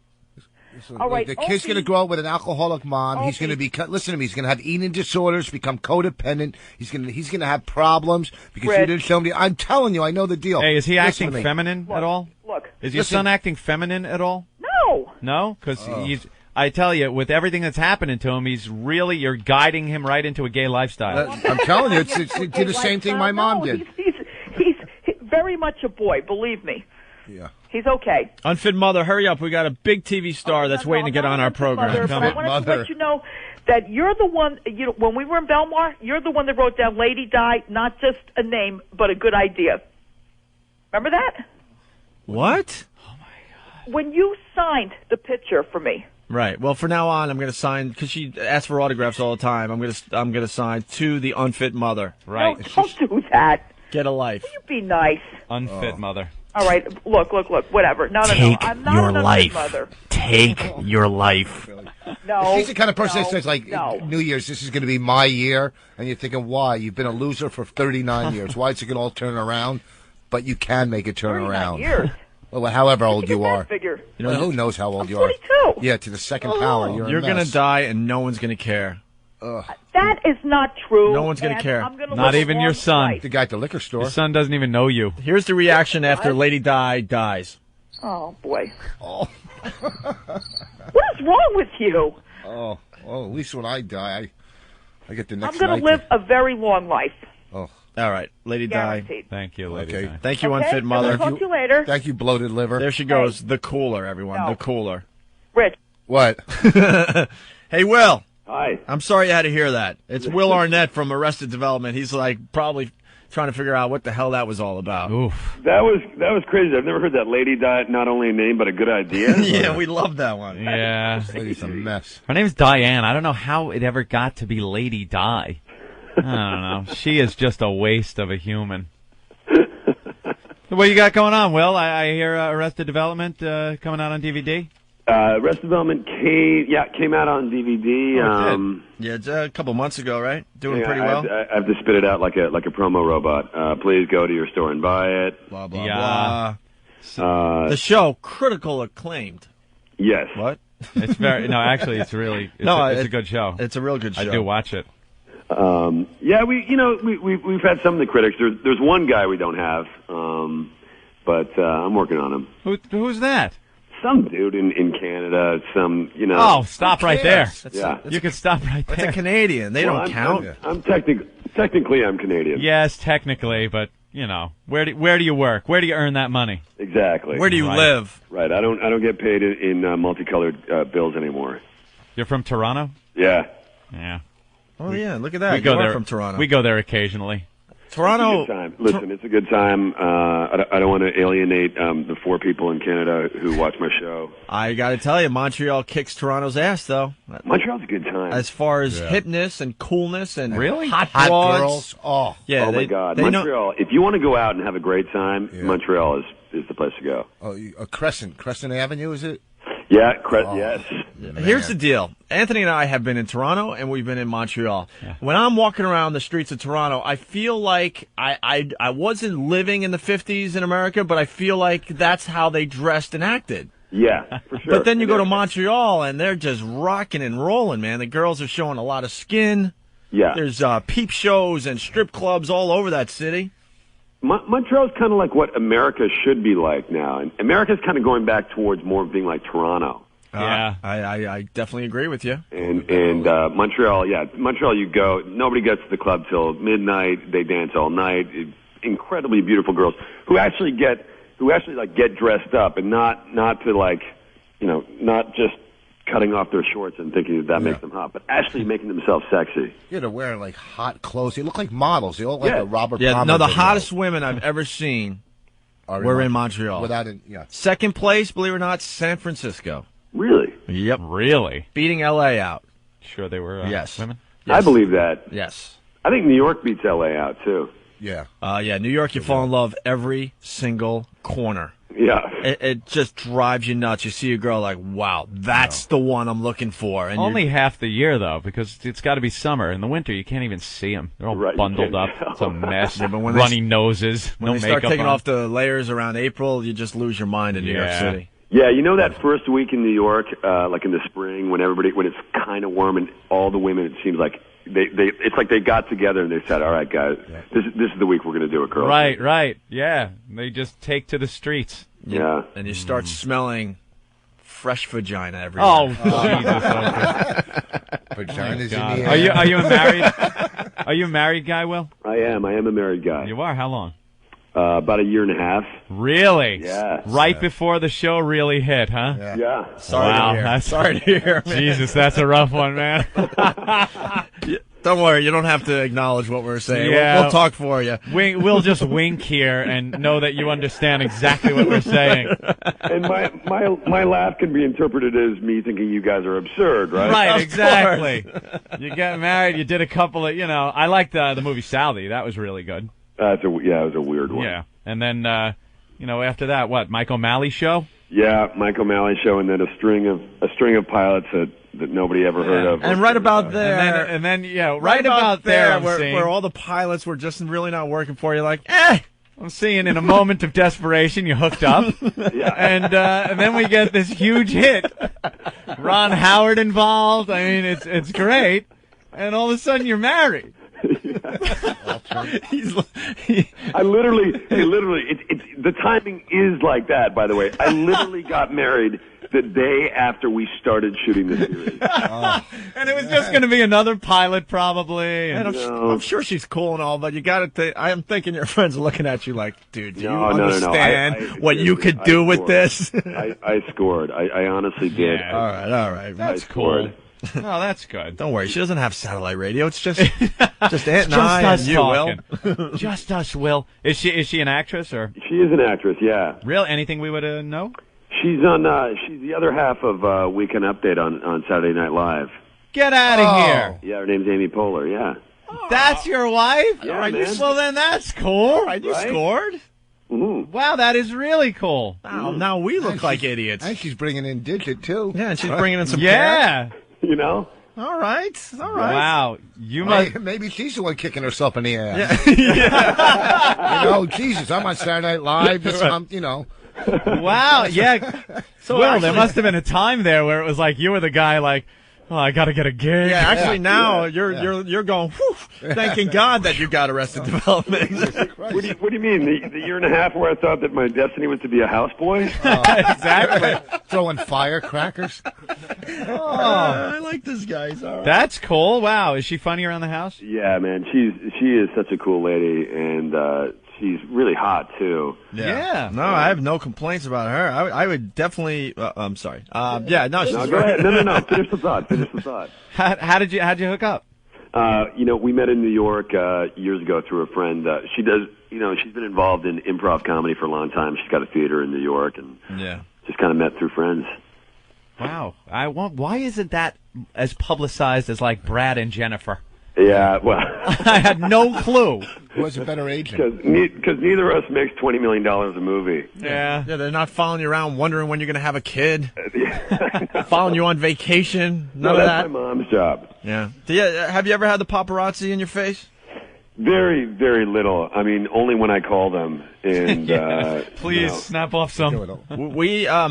I'm proud to say Anthony and I had them follow us around for a while, and it's a very strange experience. Yeah, I remember you guys went through a tough time there. When, right. Yeah, the scourge. What does everyone know about us? Come on, what are you going to do? I mean, I live in America. Dude, we had, well, I could talk for myself because Anthony was living in an apartment, so it was a little different for him, but I was renting in the top half of a house on Long Island, and the photographers camped outside my house for a week with lawn chairs and these huge telescopic lenses. They were jumping out of the bushes when I was coming back from the grocery store.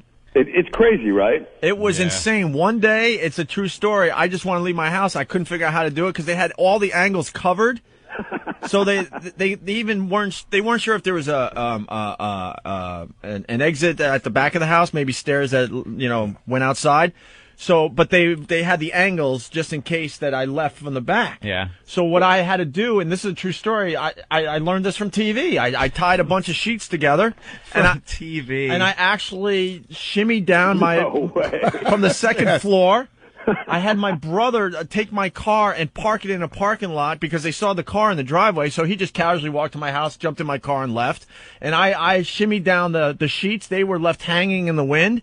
and jumped over my neighbor's fence and got my car and left for the day. And those idiots stayed there all day waiting. It would have been easier to get Steve McQueen in tunnel out. Oh, I know. One day I just watched them watch me all day long. I thought it was the most fascinating thing. I was just peeking through the blinds, and I saw them looking at their watches and getting on their cell phone, giving updates to the papers or whoever they were working for. And then they would get like deli orders and yeah, you want coffee? You could even read their lips, like, you want coffee? Yeah. You want a sandwich? Okay. Because they needed that shot of the scourge of society. Yeah. And they never, I mean, I'm proud to say they never got it because it was a game I started playing with them. But you know what's so nuts too is, like, I know, like, you read the newspapers or the magazines and you're like, you see these actors and you're like, this guy's a douche or whatever. And then, this past summer I worked with Jennifer Lopez on this movie, and these guys, they went crazy. Like, I mean, she couldn't go 10 feet. They're shoving the camera under the fence and stuff. And I got it when I saw it from the other side. I was like, you know what? That's no way to live, man. That really sucks for her in a lot of ways. You know. I don't think a lot of people realize how incredibly intrusive it is. But but a lot of these actors also will go out to certain places to have the people come shoot them. I would do that. I have no problem with I think, unfortunately, when you get up to that status, it just comes with the territory. They want those people in their faces when they're promoting something that they believe. So it's a tough one. You can't just tell them to turn it off. Right. Yeah, you're right. I mean, by the way, we got a famous TV star in the studio with us today. Yeah, please. Will. Did you watch Last Comic Standing? Yeah. You did? We have Rich Voss in the studio. Oh, yeah. Hey, how's it going? Yeah. He was the guy, if you watch the show, that did a lot of ironing.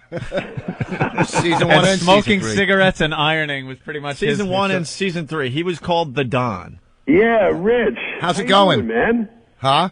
How are you? Good, great. Things are cool. Not as very funny. Oh, thank you. Matter of fact, when Rich was doing his thing, all the rag magazines were finding all sorts of old stories about you. Yeah, I was in the Inquirer and all kinds of stuff. Yeah, they were digging up old stories. What was the one we were laughing because we've known Rich for I don't know 5-6 years now, and when he made it big, it was fun for all of us. I'm not gonna lie, we trash him and stuff, but it was a lot of fun. and then we're reading about him in the Inquirer and stuff, and it was just. I don't know. What was the story? When I used to do drugs, I guess going from drugs to sobriety or something. Yeah. I didn't tell whatever the story awful was. Story. I don't know, whatever story. They had a picture of me when doing comedy in somebody's living room. I do a private party. I did a show in some lady's living room to 16-year-olds for crack money. It was pretty much for crack money. Will, one of the greatest moments. When we met Rich, doing well locally and stuff, and then he gets up to this huge huge. And I'm at the Montreal Comedy Festival with a bunch of the guys that do our radio show, and these fat women come walking up to us. It was me, Norton, and Voss, and they obviously wanted a picture, okay? Yeah. So they get all crazy, like, oh my God, that's Voss from Last Comic Standing. He was getting a lot of attention up there with the national press and stuff. And then all of a sudden they look at me. And this was after our incident, St. Pat's, and I'm kind of like nodding, like, oh, here it comes. They're gonna recognize me too, Yeah. And they look at me and like, excuse me, and I'm ready to go. Yes, that was me, and it was stupid. And all of a sudden they go, could you take the picture? A little taste of reality there, huh? Freaking Voss to this day has not let me forget this moment. And then I'm like, but I'm famous too. And they're like, yeah, whatever, dude. We need a picture with Voss to bring home with us. Patrice was on Arrested Development for was a couple. He? Yeah, he played a cellmate. He played the cellmate. Who's that? Patrice O'Neill, big black guy. He's Oh, yeah. Oh, man, I know. He was really funny. He's a funny comic. He's like one of the best. And he was Rich, on. Actually, I think we got a lot of people in common, too. Who? Comics from New York. Like Brian Callen and all these guys. Oh, he's a great guy. He was in Oz. Yeah. Yeah. Is he on? He's on Arrested Development? No, he's not. He's out here. He's doing that show with Kirstie Alley, actually. Oh, really? Yeah, that fat show? Actress. Yeah. My God, is she is huge, man. Talk about the Inquirer and the Star. They can't leave her alone. I know. They can't get enough of her. Hey, what's the deal with Portia de Rossi? She's been in the news lately. I guess, yeah. See any girlfriends coming to the set? I haven't. I've read the reports. I haven't seen anything. Can I say that? No, you can say that. Very, very safe. Very good answer. And I got to tell you, David Cross is hysterical on the show. Yeah, he's a funny dude, man. And the writers of our show, really, those guys are the stars. I mean, every week, honestly, we are just paid monkeys. But guys like David Cross, he brings so much to it too. Like he's a great improviser. He brings a lot to the character. He's great, man. It's good to see that the writing's coming back into this stuff because that's why the reality shows just took off because it was the same old crap on TV. I know. And we were all looking for something new, and then Survivor hit and was like, okay, let's just start filming crap. But with the Arrested Development and the good writing, it gives hope. Everybody doesn't know about. Sitcom. It's shot differently. Yeah. It's really, you guys are very talented, the actors and actresses on it, and the writing, man. It's like it's a lot more cutting edge than anything else you see. They're willing to take the risks and chances and not worry about insulting people or offending people with some of the content. And it's something you don't really see out there. It's a really, really good show. That's what people want to see, Edgy. They're sick and tired of seeing it. We don't care about Will and Grace and all that crap, They want to see cookie cutter, I can honestly say crap. I've never seen an episode of Will and Grace. But why do you think people watch HBO and Oz and Sopranos? They want to see what's they don't want this. Well, you're right. You're totally right. And I've been so jaded. I don't watch stuff like this. My girlfriend actually turned me on to Arrested Development because I'm so jaded with TV shows. I just won't watch them. You're just assuming that it's going to be the same old crap. I assumed it was going to be the same old crap, and then I sat down and watched it. It's really good. My favorite show, Curb Your Enthusiasm. Funny show, man. Hey, speaking of The Sopranos, you were on one of the shows, no? I did a couple of Who'd you play? episodes, small part. Did you get beat up or whacked or something? I wish that would have been interesting. Yeah, I think that'd be cool, man. Literally, like the camera passes by me a couple times. Really? You didn't have a big role there? No. Actually, true story. I went in there to read for it for the guy David Chase, the creator of the show, and it was one line, right? And they literally said, "Look, you got to go out to Queens to audition, and you got to spit out this one line." I said, "All right." I go out there, I get in front of him with the casting director. They go, "Okay, go ahead." And I kind of looked at him blankly, and then I turned to the casting director and I said, "Line." You had one line. For one line. Wow. That's awful. I figured, screw it. And he laughed, and I got the part. So what the hell? That's funny. That's Walken's wife or something, the casting person for that, right? Yeah, Georgianne Walken. Yeah, really nice lady. The first season I had 3 callbacks, and I went in to read. I go, I know I'm getting a part. And I stink at acting. For Sopranos? Yeah, the first season. If they were doing a movie about me, I probably wouldn't. I'm telling you, I stink. So I'm going to read, and she starts reading my lines. Right? I'm going, I'm done. And I didn't know what, now I would just ad lib or say, what the fuck are you doing? Yeah. But back then I was scared and choked up, sweated. I was a mess, started sweating. She was married to Christopher Walken, who was in, Pulp Fiction doing it. And I'm in there trying to get a line. Get me out of here. I can't tell me auditions you walk out. I walked out and I just wanted to kill myself. You should have. Yeah. Hey, Will. Yeah. Thanks, man. Well, thank you guys. Really fast though, there was one other thing I saw in your bio here: Celebrity Poker Showdown. How'd you do? Anthony's big time into the gambling online. And, I love poker and watching. Oh man, I tell you, I played all right, but let me say this: I got beat. This is the worst part. Is like you do a show like Arrested Development, and you hope that people like it. And you know that it's a quality show. And you got, it's tough to get ratings and stuff. And then I'll be like eating in a restaurant in New York, and a guy comes up and he goes, "Hey," and I think that all of a sudden he's going to go into I love the show, and he says, "Man, I can't believe you folded that pair of 10s." I'm like, thanks. That's classic. Who'd you lose to? Peter Facinelli. Okay. Do you know him? Help us out. I know the name. He's married to Jenny Garth. He used to be on a show called Fast Lane and last year with Bill Bellamy. Bill Bellamy. And blah, blah, blah. And nice guy, whatever. He had a poker coach in the stands. Oh, Christ. Come on, it's a game. Yeah. So, what am I going to do? Yeah. Are you in New York or L.A. right now? I'm in Los Angeles as we speak. Oh, sleepy. Yeah, it's 6:30 LA time. I'm firing up the coffee, though. All right. Hey, Will, this was a lot of fun, man. I hope you call back sometime. Hey, listen, guys, thanks for having me, man. If you're ever in town, man, stop by. We have fun in here. I would. You guys are in New York? Yeah, 57th. I live in New York. Well, then come on in when you get back here. I will. I'm going to do that. We're right across from Shelley's Steakhouse. That's where I live. You're lying. At Shelley's Steakhouse? That's a really good restaurant, but we're in between 7th and 6th Avenue on 57th. Let's do it up. All right, so we want to promote the DVD? DVD coming out. We got a new episode airing on Sunday. Yeah. Okay, cool. Great show, man. Arrested Thanks a lot, Development. guys. Really appreciate it. Nice to meet you too, Rich. Take care, man. Tell Brian I said hi. I will. There he goes. Will Arnett, everyone. That was really good. It was That guy's cool. He's even got the I like cool that. voice. He's got that like cool. Oh, yeah. See, we like. We're trying. I mean, we're trying to get more guests on our show, but in the past we just hated guests because I know. they all have this just attitude and stuff. So we're Yeah. looking for people that just could hang. That guy can hang. Get the show. Yeah, he's Get funny. the show. There's no publicist going, oh, don't go there. Don't say that. You can't talk about if he wants to bang other chicks. Yeah. What's wrong with you? You know what I we mean? were talking about him being married and then getting the show and like, oh, you blew it. Amy Poehler's Yeah, I know. wife. That's That's hilarious. hysterical. It worked out pretty well. So, all right. Can we get Jim Norton on the phone before we end the week? We're gonna try.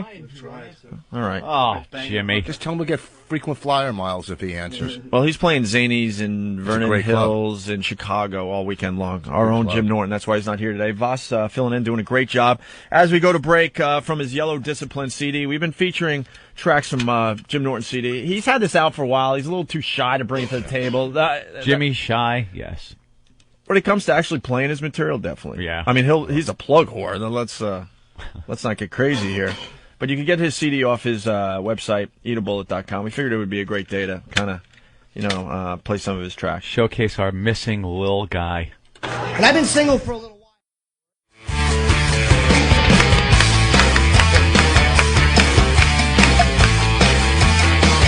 We're up to segment 8 of the Opie and Anthony program. Oh, want to thank Rich Voss for stopping by to help us out. I love that last guy that was you interviewed. You got to get on mic a little bit. Yeah, Will Arnett from Arrested Development. That was a lot of fun. Well, maybe that You never know how those things are going to go, but that was a good one. Well, he knew me. That's why I liked him. Anthony, Of course. Electra getting bad reviews. This is kind of the speed round. Where's my prep sheet? I lost mine. I want to make sure we get to everything that we were supposed to. But Electra is getting kind of bad reviews. What's her face? Jennifer Gardner or whatever. Jennifer Garner. Yeah, she hurt her back doing that movie too. Some stunt. It's the spin-off of Daredevil, and it's gonna be a piece of crap. They're going to really have to do something with those superhero comic book movies. They're just pumping out too many That's now. the Where latest- characters that who gives a crap. Stick to your basics. Your Batman. That's the latest. Superman. That's the latest trend, though. They're even bringing Batman back just because Spider-Man did so well. Batman's coming back, but that kind of looks cool. I know, but that franchise was dead. It was because of the way they did it. Right. I like the fact that they could bring it back and do it totally differently. They're going back to the beginning, right? It's Yeah, it's back right after his parents have died. Right. And they show the whole torment, how he becomes Batman, everything. Yeah, that Christian looks Bale. pretty cool. Christian Bale is going to be Batman. He's a pretty cool actor. And then they got Superman coming out, and I think I finally saw some of the casting. Lex Luthor. This pisses me off. It's Kevin Spacey. Yep. Enough Kevin Spacey. And Kate Bosworth as Lois Lane. I don't think Kevin Spacey's going to You don't think be he a can good pull that Lex off? Luthor. He's a great actor, man. You see Something about him bugs the crap out of me. You see Catwoman? No, I was didn't see that piece so, of crap. It was so bad they took her Oscar for Monsters Ball back. That's how bad. It's gonna have to go back to having sex on screen again. That was such a hot freaking scene. Oh, the one where she's with Billy Bob Thornton. Yeah, fuck me. Getting nailed. Oh my God, that's one of the that's a hottest good one. scenes It's ever. how good is it on a cow? God, She it- just needed it, and she needed it then. Oh, after that scene, It was amazing. You know, when you were in camp, you used to take the candles and drip them on the bottles to make the. That's what my stomach looked like after that scene. That was. I love when sex scenes are not about love, man, in movies. that was a I good one. really Just do. bang it. The other one I really in love half. is the one from the drug movie. What? Traffic, where the white chick. That sucks, that scene. I love that scene, man, Oh. because she was doing it for the drugs. I mean, Oh, that's awful. and Michael Douglas is so close to finding her, but falling just short. And there's the big black guy banging his daughter because she's addicted to cocaine. Isn't that horrible? That scene is so hot, and she's looking up in a. How is that hot? I don't know, man. But when it's not about love, these scenes, it's something. Oh, it's just, the white anxiety comes right out of me when I see that scene. I'm just like, oh no! You feel like George C. Scott looking for his daughter. Turn it off in hardcore. Yeah, or 9.5 weeks. Remember that? And don't because these idiot listeners don't confuse it. I'm not into rape scenes and scenes that are forced. It's more scenes that the woman knows what she's doing, but it's not about love. How Okay, did she it's know about what she was doing in that scene. It's about getting the drugs. It's about being lonely, like Halle Berry was in Monsters Ball. I love those scenes in movies. It drives me nuts. Sorry. In Ironweed, Disturbing. in the car, Ironweed. Well, it was for alcohol. There was a sex that movie scene. Ironweed. Yeah. No, I never saw that. So Elektra is going to be a crappy movie, looks like. We didn't even get to Celebrity Fit Club today with Ralphie May. He's coming in next week. I saw it. We got clips and stuff. Yeah, we got. Maybe we could do a quick clip here. I don't know where. There's so. I mean, these guys are doing such a good job for us these days that there's too much stuff. This is the degrade I shouldn't say the that fat because then they're going people. to start slacking again. Degrade the fat people show. You know, our country, it's all, now we care about who loses weight. That's what it's about. Losing weight and catching criminals. You know what it is, though? It ain't about the losing weight. Yeah. It's the freak show. This is a circus sideshow on television. The people used to go into tents and pay the carnival barker to go see the big fat lady. Now you turn on your TV, But what's you can see wrong a with bunch that? of fat people. I wanna see this there's crap. nothing wrong with it. I was watching it. When I was watching and laughing as they split them into two teams and put them both on each side of a balance scale. One of the Baldwins is on it, right? He's like the Eric Douglas of Baldwins. You know, his brother's going, Jesus, look at him. He's a mess. You know, he's on TV. A complete mess. And meanwhile, Alec Baldwin's put out a couple of good movies recently. He's in a TV show. And then he's got to watch his brother on a scale with fat people. He did one of the best monologues in Glengarry Glen Ross, and his brother standing on a scale with Kim Coles. Scale with Wendy, the Snapple girl. All right. He just did a scene with Dustin Hoffman and Jack Lemmon, and his brother's up there. His brother's standing on a scale on VH1. He's doing sit-ups next to Biz Markie. That is life stinks. Oh man, that is awful. That is funny. I was digging the show. I was watching it. Yeah, cool. I think I called Ralphie May out on this. Maybe not on the air, but maybe off. I don't remember, but I did. I brought it up to him because they have that footage of him underwater. Underwater, man. They only film that because it looks absolutely awful. He's in swim trunks. Listen. You know, he's got no shirt on. Ralphie took his clothes off when we were at the house on Last Comic Standing. You couldn't see his unit. It was like a meat mud flap hanging over his unit, right? I've gone out to dinner with Ralphie many times. Yeah. I'm telling you, we went to a sushi restaurant. $400 of sushi he ordered. Like $400. I'm not lying. Because he ordered the baby seal. Everything's, I'm telling you. That old gag for the old listeners, Al Roker, blah, blah, blah. You know, we were watching that show, and I'm not giving anything away because it said on the show. Didn't he gain? Wasn't he supposed to lose weight or something? Yeah, he's supposed to lose weight on the show. Does he gain I don't know. It's what the show. I sort of come in the show. I never watch these shows. And if he's gaining weight, that's scary because he had the stomach thing done. He had. Listen to me. One, that show, he's got. You can't lose. He should weight. have his kitchen staple. Well, that's my line. All right, Ralphie's around. I mean, he's a great around the country. He sells out his race. But here's the thing. And he does do the black humor. I saw him at Caroline's. I thought he was hilarious. Ant is the host. Ant's the host who's. I'm telling you, every time he speaks, Liberace rolls over in his grave. Oh, I okay. Rolls over, butt up. You know, horrible. He is. I can't stand that guy. He is so unfunny. He's not funny at all. Sorry, not funny. It's that over-the-top gay act that just, sorry, it's being done already. Look up Mario Cantone. Yeah. And outside last conversation to me, he said to me, he goes, "Am I a hack?" What? What? To the third power. Does hack mean faggot? I know. Do you have to ask? Hold on, Baldwin's going back on the scale. We got the audio of Daniel Baldwin going on the scale. Oh, we do? On this new show. Let's take a listen. Daniel, your weight tonight. Uh-oh. is 264 pounds. How do you feel about that? That's high. That's You high. may appear to be the fittest and most athletic member of the group. Yeah. But your blood work actually reveals a different picture. You're on the very brink of diabetes. Wow, that's very scary. My mother was diagnosed with latent diabetes in her late 50s. It tends to run in families. Is Alec Baldwin sitting there watching this, just wanting to slit his wrist? Just like, what? I work hard to be an actor. I'm doing, and there's my brother standing on a fat scale, being told he has diabetes on VH1. On VH1. And you know, a lot of these stupid rubes that watch this show, they don't pay that close attention, Yeah. so they're thinking it might even be Alec Baldwin on that scale, Right. because they look close enough. If you put those three brothers together, it's like the evolution of horrible in this poster. Just VH1, then a horrible movie, and then Alec Baldwin. Alec Baldwin. Who was banging Kim Basinger, and this guy's probably hitting on the Snapple girl, like you said. Oh, Wendy the Snapple girl. so funny. The next way in is Judge Maybelline from Divorce Court. Yeah, she's the divorce court judge. You saw yeah. the show last night? Yeah, I was watching it. They're standing there, very judgmental. The judges, whatever they are, they're sitting there on this panel, and there's this huge lighted scale. A platform, really. It's not even a scale. It's like a truck where the trucks pull up on the highway, and they stand on it.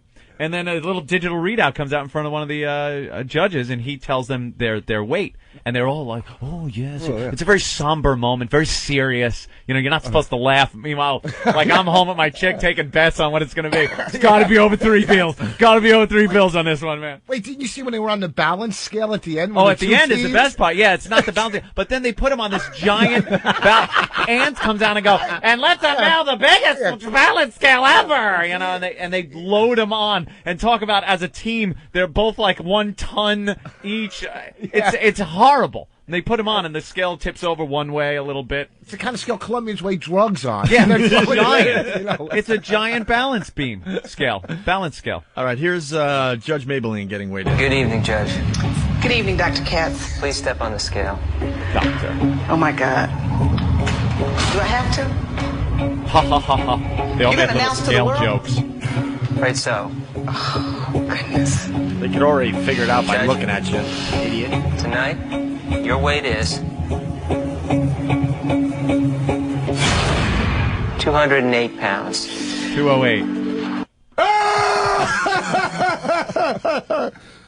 You know what's great to watch about this show? When they step up to the scale, all these fatties are like trying to joke about it. Yeah. Like they're all going, all right, well, like one guy stands on 1 foot, like that's going to make a difference on the scale, and haha, and they try to get a laugh, and the judges are just looking at him because they know where that humor attempt is coming from that sad place and that fat little chest. I saw just a peek when we were, in the office before the show today, and they also are doing something where they show the person what they're going to look like if they continue. Yeah, they did down that this with road. with Mia. Mia who is Tyler? Is her last name Tyler? Oh, yeah. Or did she change it? It's Liv Tyler's fat sister. Which, man, if you got to be fat, why would you have Liv Tyler for a sister? That is the most awful thing. And Liv Tyler had a kid recently, so the two sisters kind of bonded because Liv Tyler probably gained, maybe 30, 40 pounds during her pregnancy. Yeah. So Look, I'm fat like you. I'm fat like you, but then, lost it in one day, and Mia's still fat, though. And the judges go, what went wrong? They say that. None of them want to tell my uncle touched me. But, Ralphie goes, well, I was in a car accident. I broke a lot of bones. Obviously not your jaw bones. Okay? What was the car accident? They put the big thing of ribs on the side window and your car tipped over?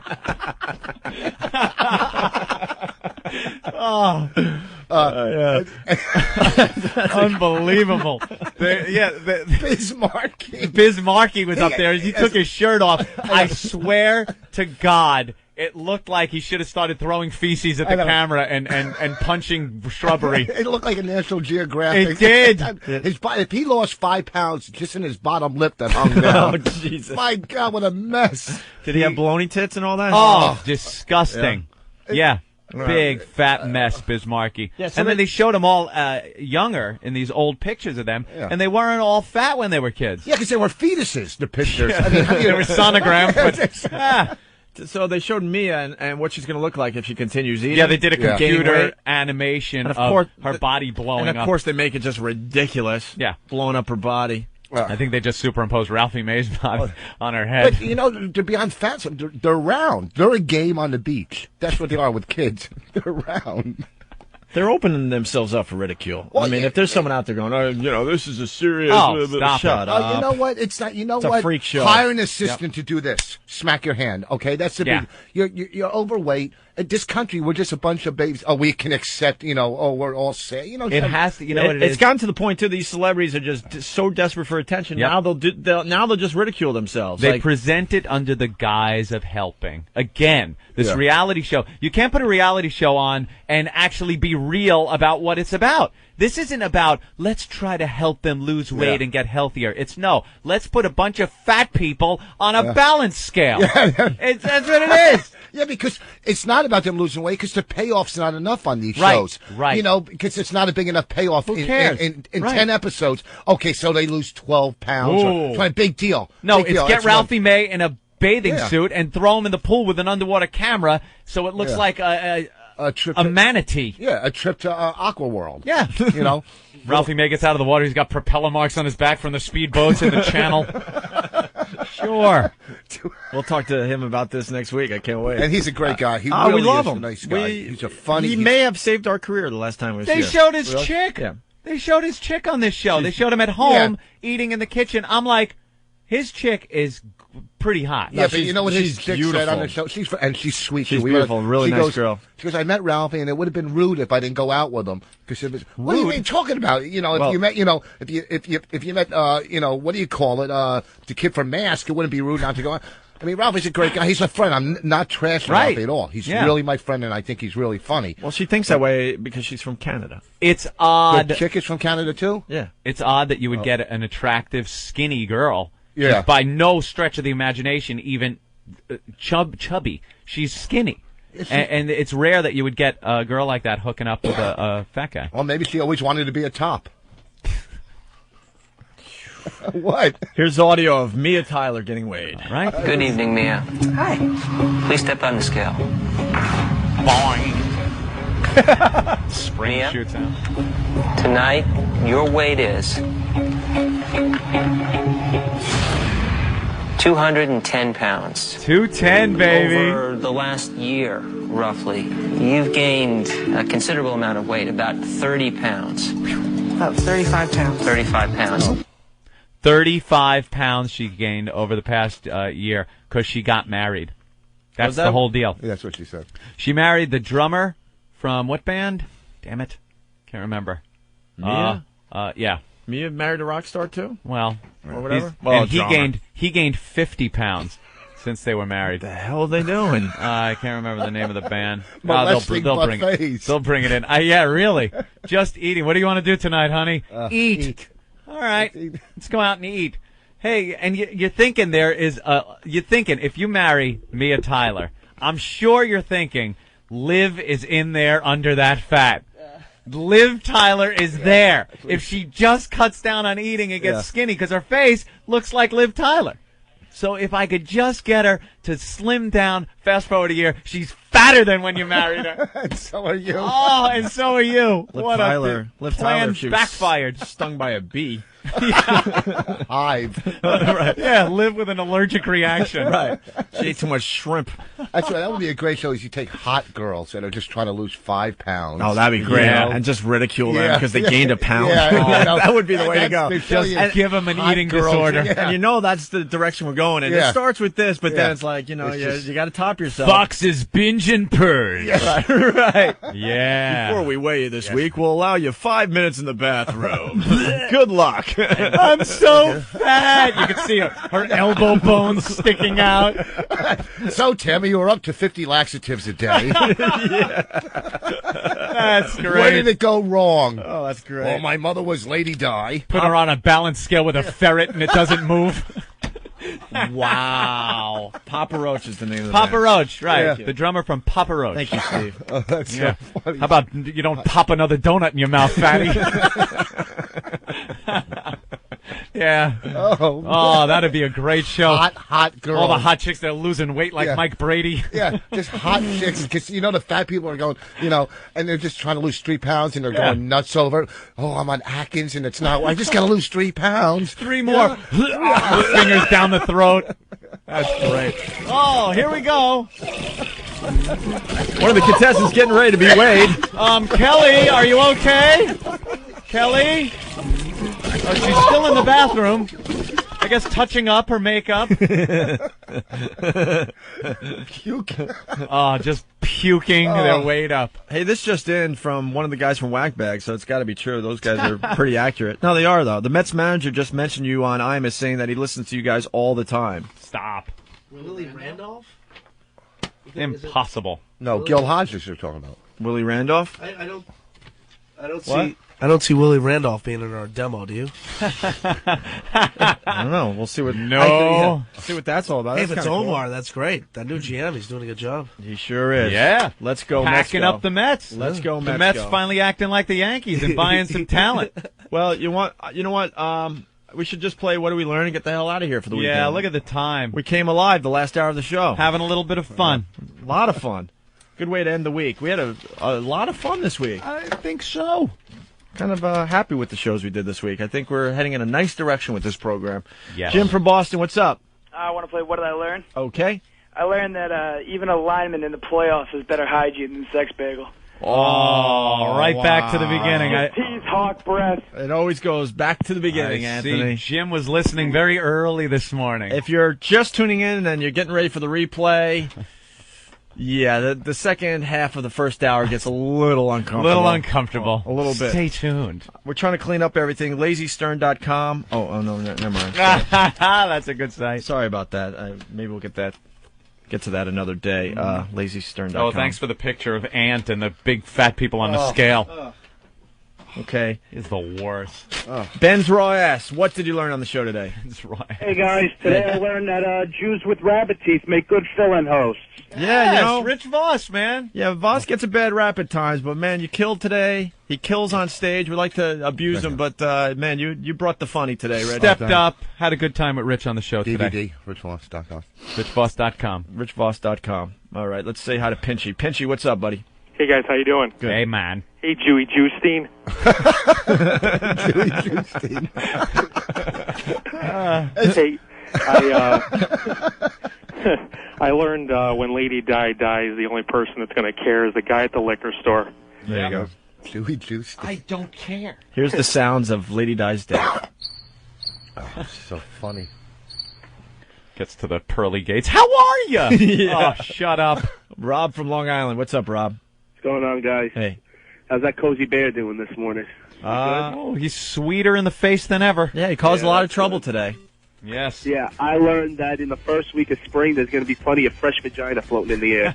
The smell of fresh vagina. I'm going to fuck my sink now, guys. Bye. All right. What did he say? Bob Kelly joke. He's going to go fuck his sink. Yeah. Oh. Rich, what's up?